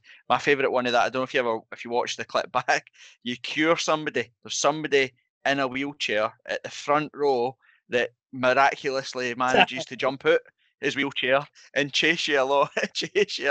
Well, it always makes me laugh. I remember seeing that. It's funny because you go back to another, you know, at the time you don't know. See, when you score a goal, you're not really in control of what you're doing, because you're, especially in a derby, you know, you go absolutely berserk. You want to, you know, if there's ever a chance a game you would jump in with the fans, that would be the one, you know. But it was quite funny because years later, I was speaking to a Hearts player ahead of a derby Easter Road, and he said to me, I think I'm going to score. today, Robbo. And I went, listen, I'll tell you the name in a minute. I says, if you score, it'll be a miracle. And he went, no. I said, I've got a funny feeling. He says, see, when you scored at Easter Road, what was your celebration? I went, well, you just celebrate whatever you want. I said, but a couple of times I just stood there with my arms out like that, as if to say, there you go. He said, I'm going to do that. See, I'm going to score a day, and I'm going to do that celebration. And I went, well, I'll tell you what, if you do it, fair play to you. So we were in the Gorgie suite doing a Gorgie live. Hibs Hearts, Easter Road. Hearts were 1-0 down. And in the 94th minute, a young gentleman who was very easy on the eye, called Ali Mosturk, strode forward and hit a 40-yard shot, which went in off the other side of the bar. And he walked forward and he went, there you go. Done a Robbo. Done a Robbo. But it was hilarious. And he'd come back to Tynecastle after the game, came right up to me and went, I told you. But it was quite funny. I was in the Hilton in Miami, no joke, waiting to go on a cruise, watching that on an iPad screen, and the woman at reception thought I must have been murdered or something. Pure through my iPad everywhere. Gary Locke and I were in the Gorgie suite, hosting the Gorgie suite, and everybody, all 400 people, everybody said the same thing. Pass, well, yeah, go. And the whole, I don't think we saw the final whistle because we were still picking up pints and tables and chairs and everything. And you literally thought we'd won the Scottish Cup with the last kick of the ball. But it was a sensational strike, and again the template was set. Hibs holding on, they're 1-0 up. We'll settle, we'll take it, we'll manage the game, we'll see it out. I mean, how many last-minute goals have seen Hearts score at Easter Road? Exactly. And a nice wee thing we'll end it with talking about probably the best memories potentially that you've got with the club. Obviously 98, well, with the scenes and stuff with the Scottish Cup run there, the day itself. What's your overriding memories in 98 and finally bringing the cup back to Gorgie? It's strange because if you look back on the whole career, there's a lot of near misses. I think we were in 8 semi-finals, 4 finals. We came close in 86, as close as you'll get with winning it, which was a massive disappointment. It really was. But again, that's part of life. Would I change it? Yeah, change the last day. But would I change the way we played and the memories we created? No, not in a million years. But the end of 98 was kind of, I wasn't playing. I wasn't really part of the squad. Jim had decided that he had better than Hamilton and Nadam and Neil McCann, Jose Katongo, and I was actually shipped out to Dundee on loan in the March for 4 games. I came back the day we were in the semi against Falkirk, and delighted we got through. And again, it was kind of used sporadically. I was a sub against Motherwell, sub against St Johnstone. I was a sub against Hibs, came on and scored. Sub against Rangers, and then he played me at Aberdeen. I played really well at Aberdeen. And then he played me in the last league game against a Fairman in number 10 position because he wanted to try the system he wanted to play in the cup final, which was 4-5-1. And Colin Carm had been struggling. Mickey had been out for 5-6 weeks with a sort of pelvis injury, and he wasn't sure they were going to make the cup final. So he wanted to play me there just in case. That was where I was going to play. Thankfully, Mickey made a recovery and scored the first goal. But it was one of those strange ones that I wasn't really. I'd played as a sub against Albion Rovers, and I played as a sub against Clydebank, but I wasn't involved in the rest of the run-up. The Ayr United game, the quarters, and the semi against Falkirk, and I wasn't really sure I was going to be involved in the final. But we went down to Stratford-upon-Avon, and to be fair to Jim, he was great. He pulled me on the Monday and said, "Look, you're going to be on the bench." He says, "You're not going to start, but you're going to be on the bench." He says, "What I can't have you being worried about not being involved all week, because that will rub off on the rest of the players. So I'm telling you now, don't tell anybody you're on the bench, so get about the players. Let's make sure they're fired up and ready to go."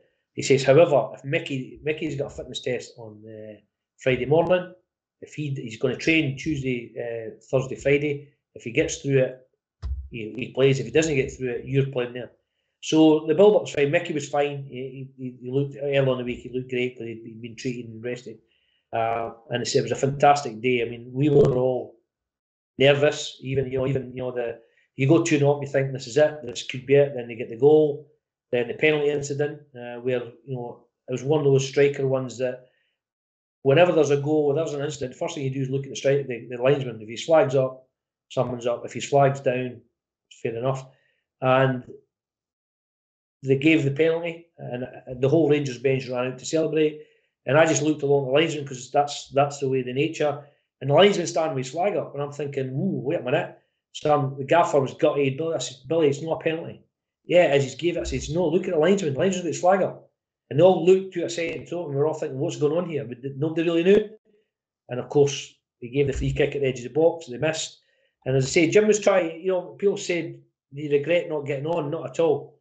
It was about the club winning the trophy, not me getting on, none about John Robertson. And to be fair to Jim, and it wasn't through sympathy, we'd got to the stage where it was a baking hot day. Mick ran his race. He'd done, Weimar done unbelievable. Stevie Fulton was a burst ball as well. So the plan was that, Jim Hamilton was already playing as auxiliary centre half. I was going to play up front on my own. Grant Murray was going to go on in place of Stevie Fulton. So instead of playing 4-5-1, we're going to finish playing 5-4-1. But Gary Nason's got a whack in the head with about a minute to go. And Alan Ray come on and they say he's okay. So I'm not sure if he's got concussion. And you hear these surreal moments. Say, what do you mean? He says, well, he doesn't know who he is, and he can't make. He doesn't know who he is, and he's not making any sense talking. And Billy Brown went, well, there's nothing wrong with him then. Nah, he's fine. He's fine. Leave him. So we had to wait 2 or 3 minutes, and then eventually Gary Nason gave the thumbs up. Right, let's go and do the change. By that time, we were in about the 95th minute, and simply the ball would not go to play. It would not go to play, and it got to the stage where me and Grant were looking at each other, thinking we were taking steps further and further back towards the dugout, thinking we didn't want to go on now. We didn't, the boys are holding out, they're comfortable.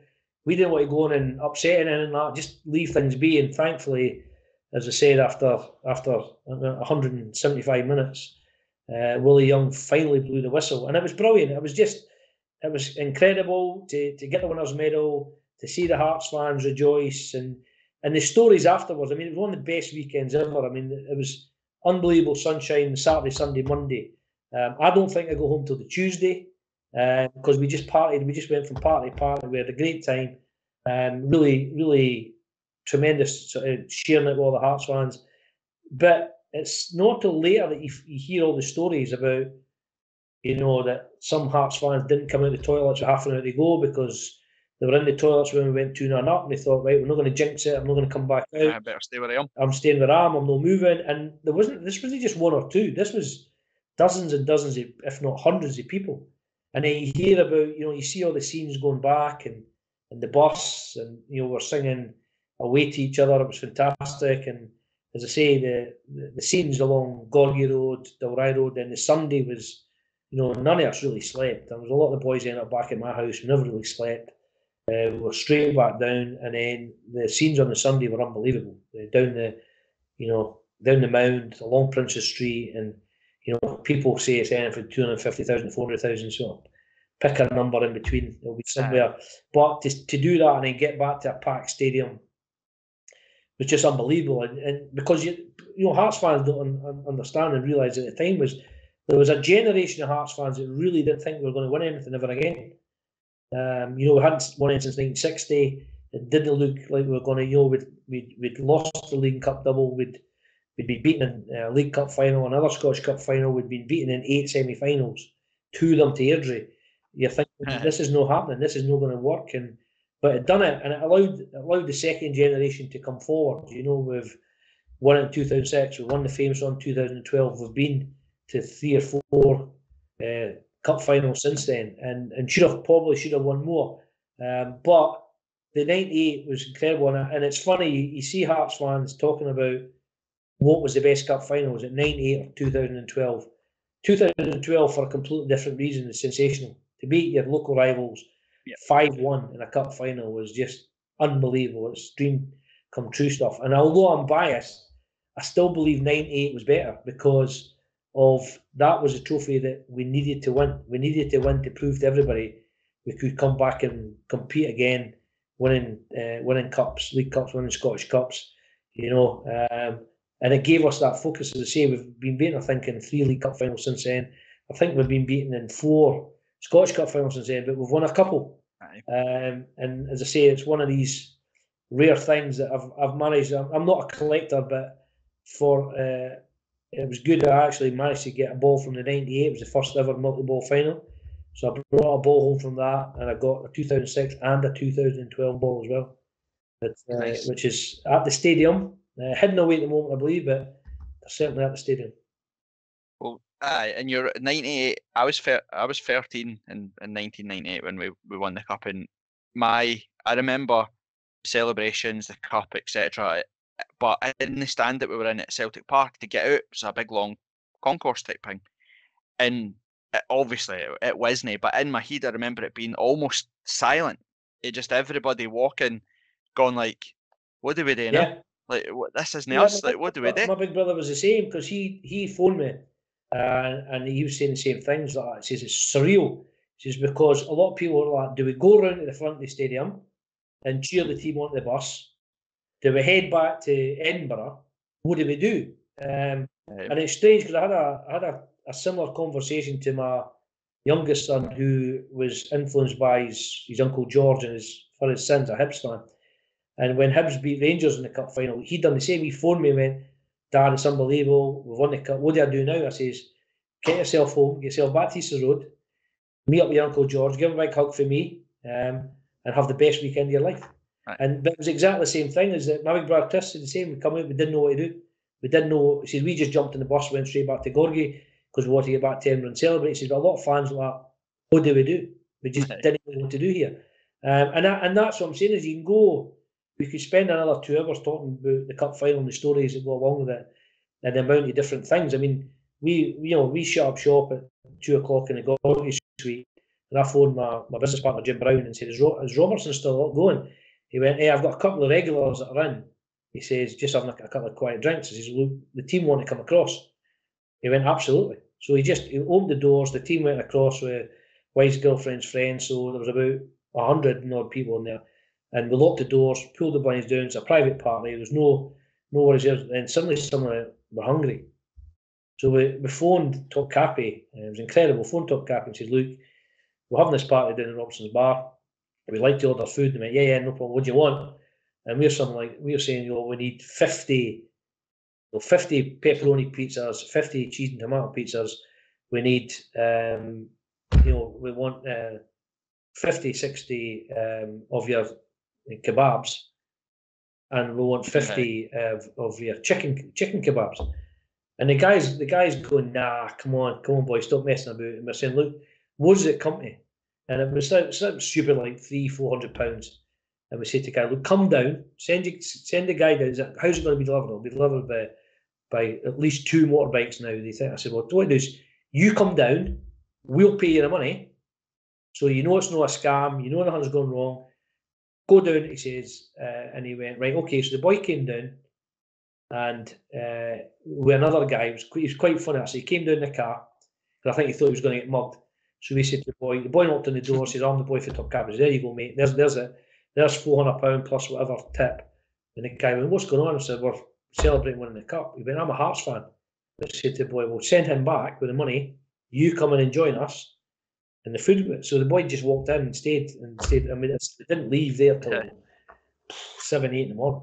But it was just absolutely surreal, mental stuff that went on. Aye, the stories are on, and I think you'll know yourself. You'll have friends in football that have won a lot with Celtic and Rangers and stuff. But that moment in '98 is something they'll never have, because they're not allowed to do it. They'll never see do the scenes open like top bus, and I say that a lot of the guys who are with Rangers or have been with Rangers or Celtic since have said that nothing will beat that. I mean, when we were quite, we're having a great time all the way back and we're having a laugh, and then we got to halfway along Gorgie Road, the bus literally wasn't moving. It just wasn't moving because of the amount of people there. And Jose, who was tremendous all day, had the biggest smile on his face, and we were singing tribute songs and funny songs to Jose and all the other boys and that. And Jose decided he wanted to get onto the roof of the bus. And our bus driver, Scooby, who was hilarious, Scooby says, look, didn't worry about it, guys. The actual sunroofs are plastic. He says, they pop out. He says, so just punch them they'll pop out and you can clamber on the top of the bus to say, we're only going to go about 2 miles an hour anyway. So we had Hosey up on his on shoulders, and Hosey popped it out. Sure enough, scrambled out, down to the next one, popped it out. So there was about 6 or 7 of us actually on the roof of the bus coming round the corner at Ardmillan. And it was one of the ones that the police had created a wee cordon, and we were quite happy with a couple of bottles of champagne. We're sitting there and we're thinking this is great because we're travelling at 1 or 2 miles an hour. But when we got round the corner and it opened up, Scooby put a wee bit of an acceleration on because he had about like 15 yards of space. The road. And he'd done it. Now, that wasn't the problem. He got the first 50 yards and got the bus turned, but because of the crowd in front of him, he slammed the brakes on. And we all went sliding. And by the way, how we hung on, I don't know. But it would have been interesting to see us falling off the front of the bus. But by that time, we thought, right, enough's enough. Let's get back down. And we got back down, put the sunroofs back in. But it was just a bizarre, surreal experience. You know, I mean, the big thing for me was, it was funny because, you know, they turned around at the time and says, you know, Neil Point and I were having a few beers, and, you know, it was about 10:30, and this is, I said, look at this, it says winners, a winner's made at long last, can't believe it. And what are you going to do with the bonus? I was like, Jesus, I forgot we've got a bonus on the day as well. But that was the kind of the thing. Nobody was worried about the bonus. It was just winning the cup. And I think the foreign lads, Stefano Salvatore and, you know, Stefan Adam, Thomas Lugal, they couldn't believe what they were saying. They thought this was unbelievable, and they just couldn't get to grips with what it meant. And I don't think anybody really knew. I don't think myself, you know, Gary Locke and that, or even Jim Jeffries' time, really knew what it meant until the following day. And as I say, there's you could go on all night with all the stories. We obviously, I went in the Livingston Heart supporters bus with Steve Colgower, etc., who I know you know really well. We had Gary Mackay and Tosh McKinley in the pub with us before the game, and I remember my dad, my Uncle Phil, my dad. I remember sitting wide-eyed for 3-year-old right up to that, just sitting listening to every story about Willie Bald and Drew Busby and you and John Coote and everybody. And I remember that night my dad sitting almost greeting, and I was like, what's up? And he's like, all I'm thinking about is John Cahoon, Gary Mackay, Craig Levine. Like they should have this. Do you know what I mean? And it was that kind of surreal moment too. Yeah, it was, and that's I said at the time that, you know, I was the lucky one that survived, and that I was picking up the medal on behalf of John Cahoon, Gary Mackay, Craig Levine, Neil Berry, Kenny Black, Sandy Jarden, Alan McDonald, all these boys, because there's no doubt that the 80s and early 90s team deserved to win something. But the reason we didn't was our own fault. We just didn't get over the line. You know, say you look at the run at the time, we lost Aberdeen in the final 86. We lost to St Mirren's semi-final 87. We lost to Celtic in the semi-final 88, despite being 1-0 up with a minute to go. We got beat 2-1 off Rangers in the Scottish Cup semi-final, 1-0 up with 10 minutes to go. We lost to Airdrie twice in a row in the semi-final of the Cup. So, you know, there was games and semi-finals that we threw away, and should have been in more cup finals and should have won more cups. Let's say 86 is tough one. 98 is a tough one. People forget that our last games we drew at home to Motherwell, drew at home to St Johnstone, lost to Hibs, lost to Rangers, drew with Aberdeen, and then beat Dunfermline, and yet finished 6 points behind Celtic. Aye. We won the league. So we were sneaking up the rails, and just again, 98 was a big opportunity for us in the league as well. But that was the thing at the time. So as I say, you've got to embrace it when it comes and take it when it comes, and that's what I think the good thing going forward is the 98 team showed that Hearts could get back to where they were in the 50s.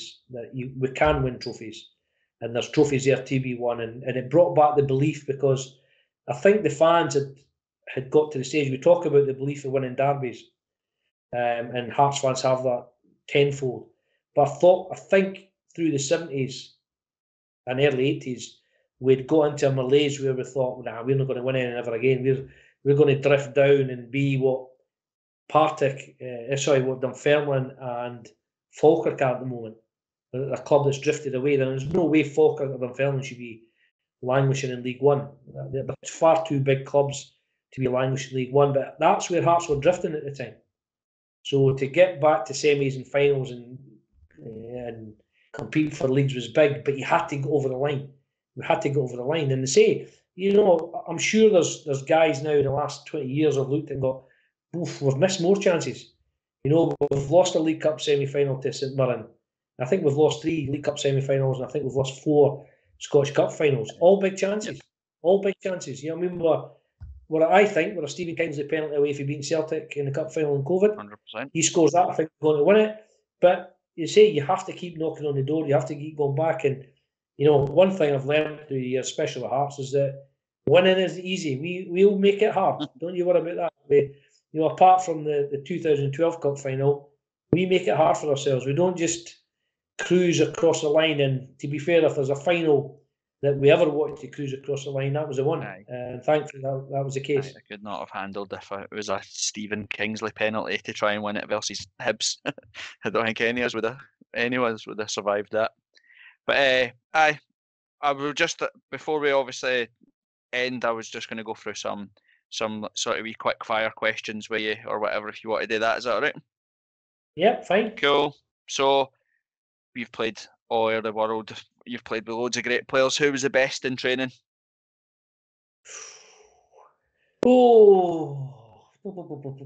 Best in training.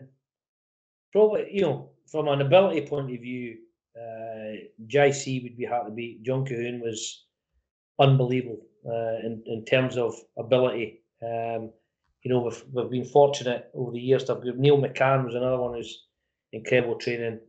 In terms of the physicality aspect of it, Craig Levine, Neil Berry, Kenny Black, fitness-wise, boy, they boys were, superhuman. They're absolutely incredible.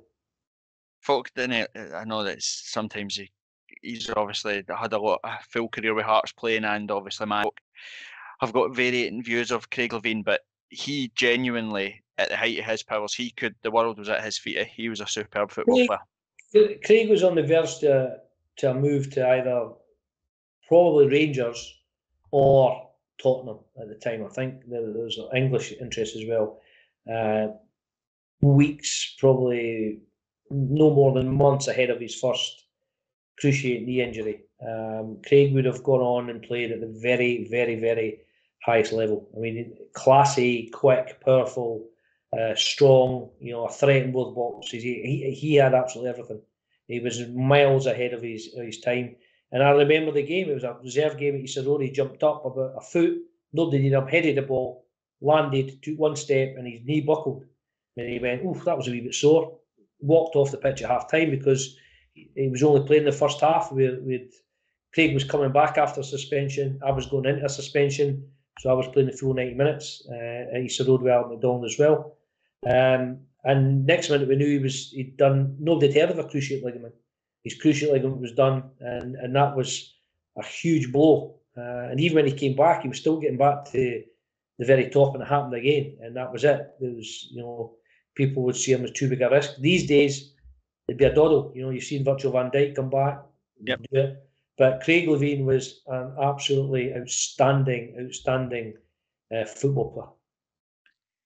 Who would be the worst on a night out? And I'm talking no tight, I'm talking crazy. Who are you getting calls for in the morning to go collect somewhere daft? Crazy, daft, stupid would be Alan Moore, Luggy, a winger from the early 90s. He was mental. Kenny Black as well could, at some stage, he would be quite quiet all the time, and then he would get to the stage where he'd go nuts and do something daft, pour a drink over his own head, and then kick off from there. But no, listen, there was loads and loads of characters. We all had our moments. We all had our daft spots of it. But Luggy was mental. Absolutely crazy. Ian Black as a coach, I've seen Ian Black out. Ian Black liked the night out, and could be a wee bit of a handful. It's dead easy to bash players for saying that football players are all stupid. So let's go with who's the smartest in the changing room. Smartest would probably, there's a couple there. You go, Jeremy Coy actually had master's degrees. He could teach history and English at school. So Jeremy Coy would be right up there in terms of academic, but there was a lot of bright boys. I mean, Craig Levine was a bright boy, and I think he was trained up as an engineer of sorts at Marconi over in Fife early on. So no, I mean, they two in particular would be very, very intelligent. But don't let that kid you. A lot of football players are thick as mince. Gary Lock's the best. I tell you, he still doesn't understand why his sister's got 3 brothers and he's only got 2.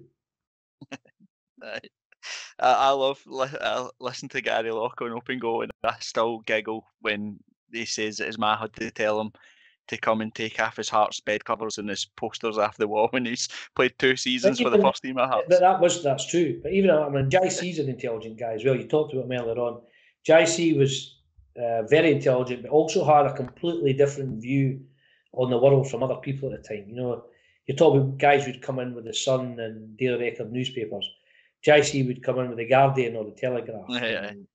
He'd be reading the big papers, and you know, he had political views at the time. He had musical interests as well. So he was quirky, but a very intelligent lad as well.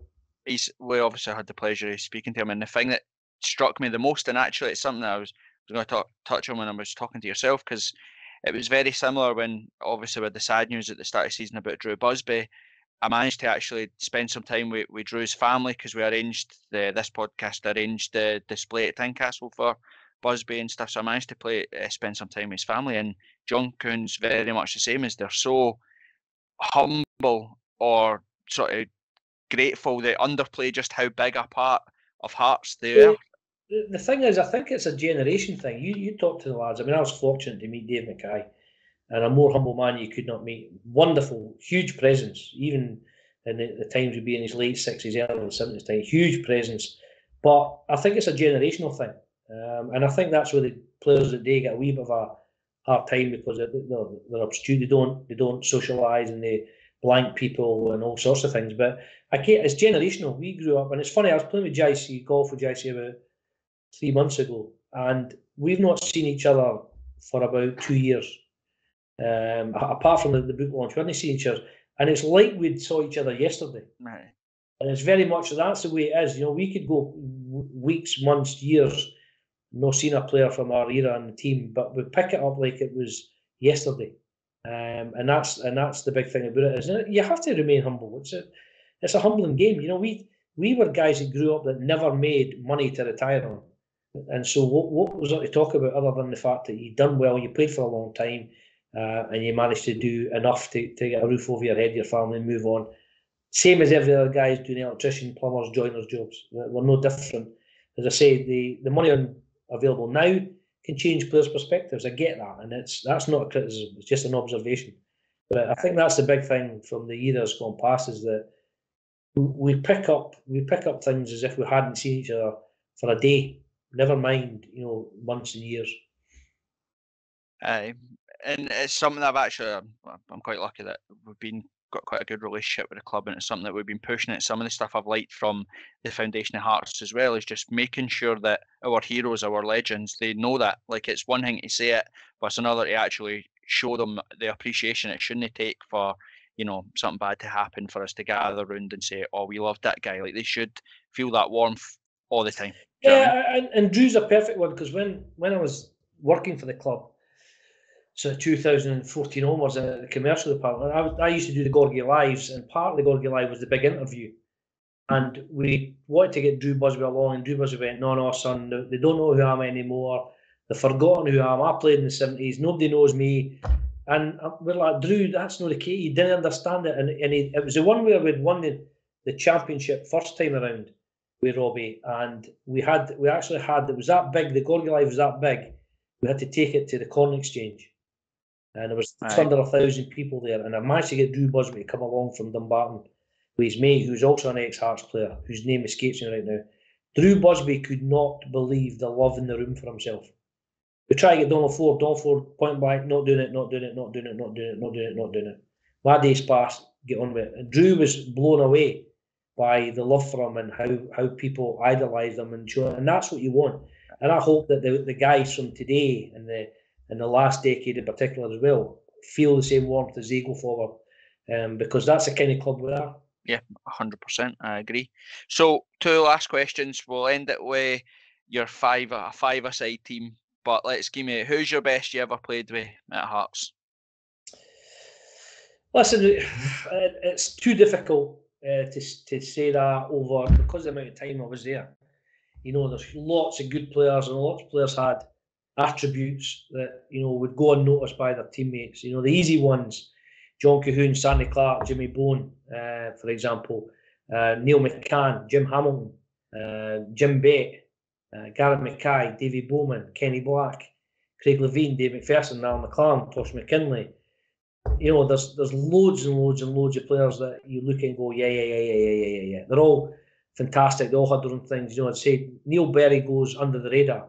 Neil Berry was the most important cog of the machine in the 80s, 90s. The way he played, the way about his business, win the ball, pass it there, win the ball, pass it there. You know, Henry's of this world, the Rousseys, the Adams. It's impossible. Honestly, I swear to God, it's impossible to pick the best you play with, because there's just too many good players with too many good attributes. Jim Bate was another. Jim Bate was only with us a season and a half, and he was phenomenal. Absolutely phenomenal. Well, you're going to have to pick, because you need to build a Robbo Hearts five-a-side team. Who gets in it? Craig Nelson in goals? Well, with my manager's head on, I would, you know, there was only sort of three main goalkeepers in my time at Hearts, and that was Henry, Nicky Walker, and Gilles Rousset. All good goalies, but there's no doubt in my mind Henry was the best shot stopper I've ever seen. Henry was my Hearts hero. Especially in five-a-sides, because he doesn't have to catch any crosses. Henry would get the nod in goals. Absolutely no doubt about that. I would have to, you know, five-a-sides is murder, because you know, there's that many, but Craig Levine, absolutely no doubt whatsoever. Craig would be at the back defensively, because he would cover everything. You'd have to have, for me, it would probably be two midfield players, or two-ish midfield players. I would probably go along the lines of probably Jim Bate and Neil McCann. And then up front, I would play JC. That would be the five I would pick. If it was seven-a-side, I would put myself in there along with Sandy Jardine. So it would be seven-a-side, Smith in goals, Jardine and Levine at the back, Mackay, McCann in the middle, and Cahoon and Robertson up front. Oh, I'd pay money to watch that team. Very good. Well, you'd have to pay good money to watch that. Robbo, I honestly can't thank you enough. I know you said there when you were talking about your own goal scoring records, and I totally and utterly understand your thinking, but you are a hero to thousands and thousands. What you've done for the football club, what you do for the football club now, genuinely, I know you know it because you're there all the time, but it's one of those things. You're an absolute hero to us all. Thank you, sir. I appreciate that. No problem at all. Thanks for talking to us. You're welcome.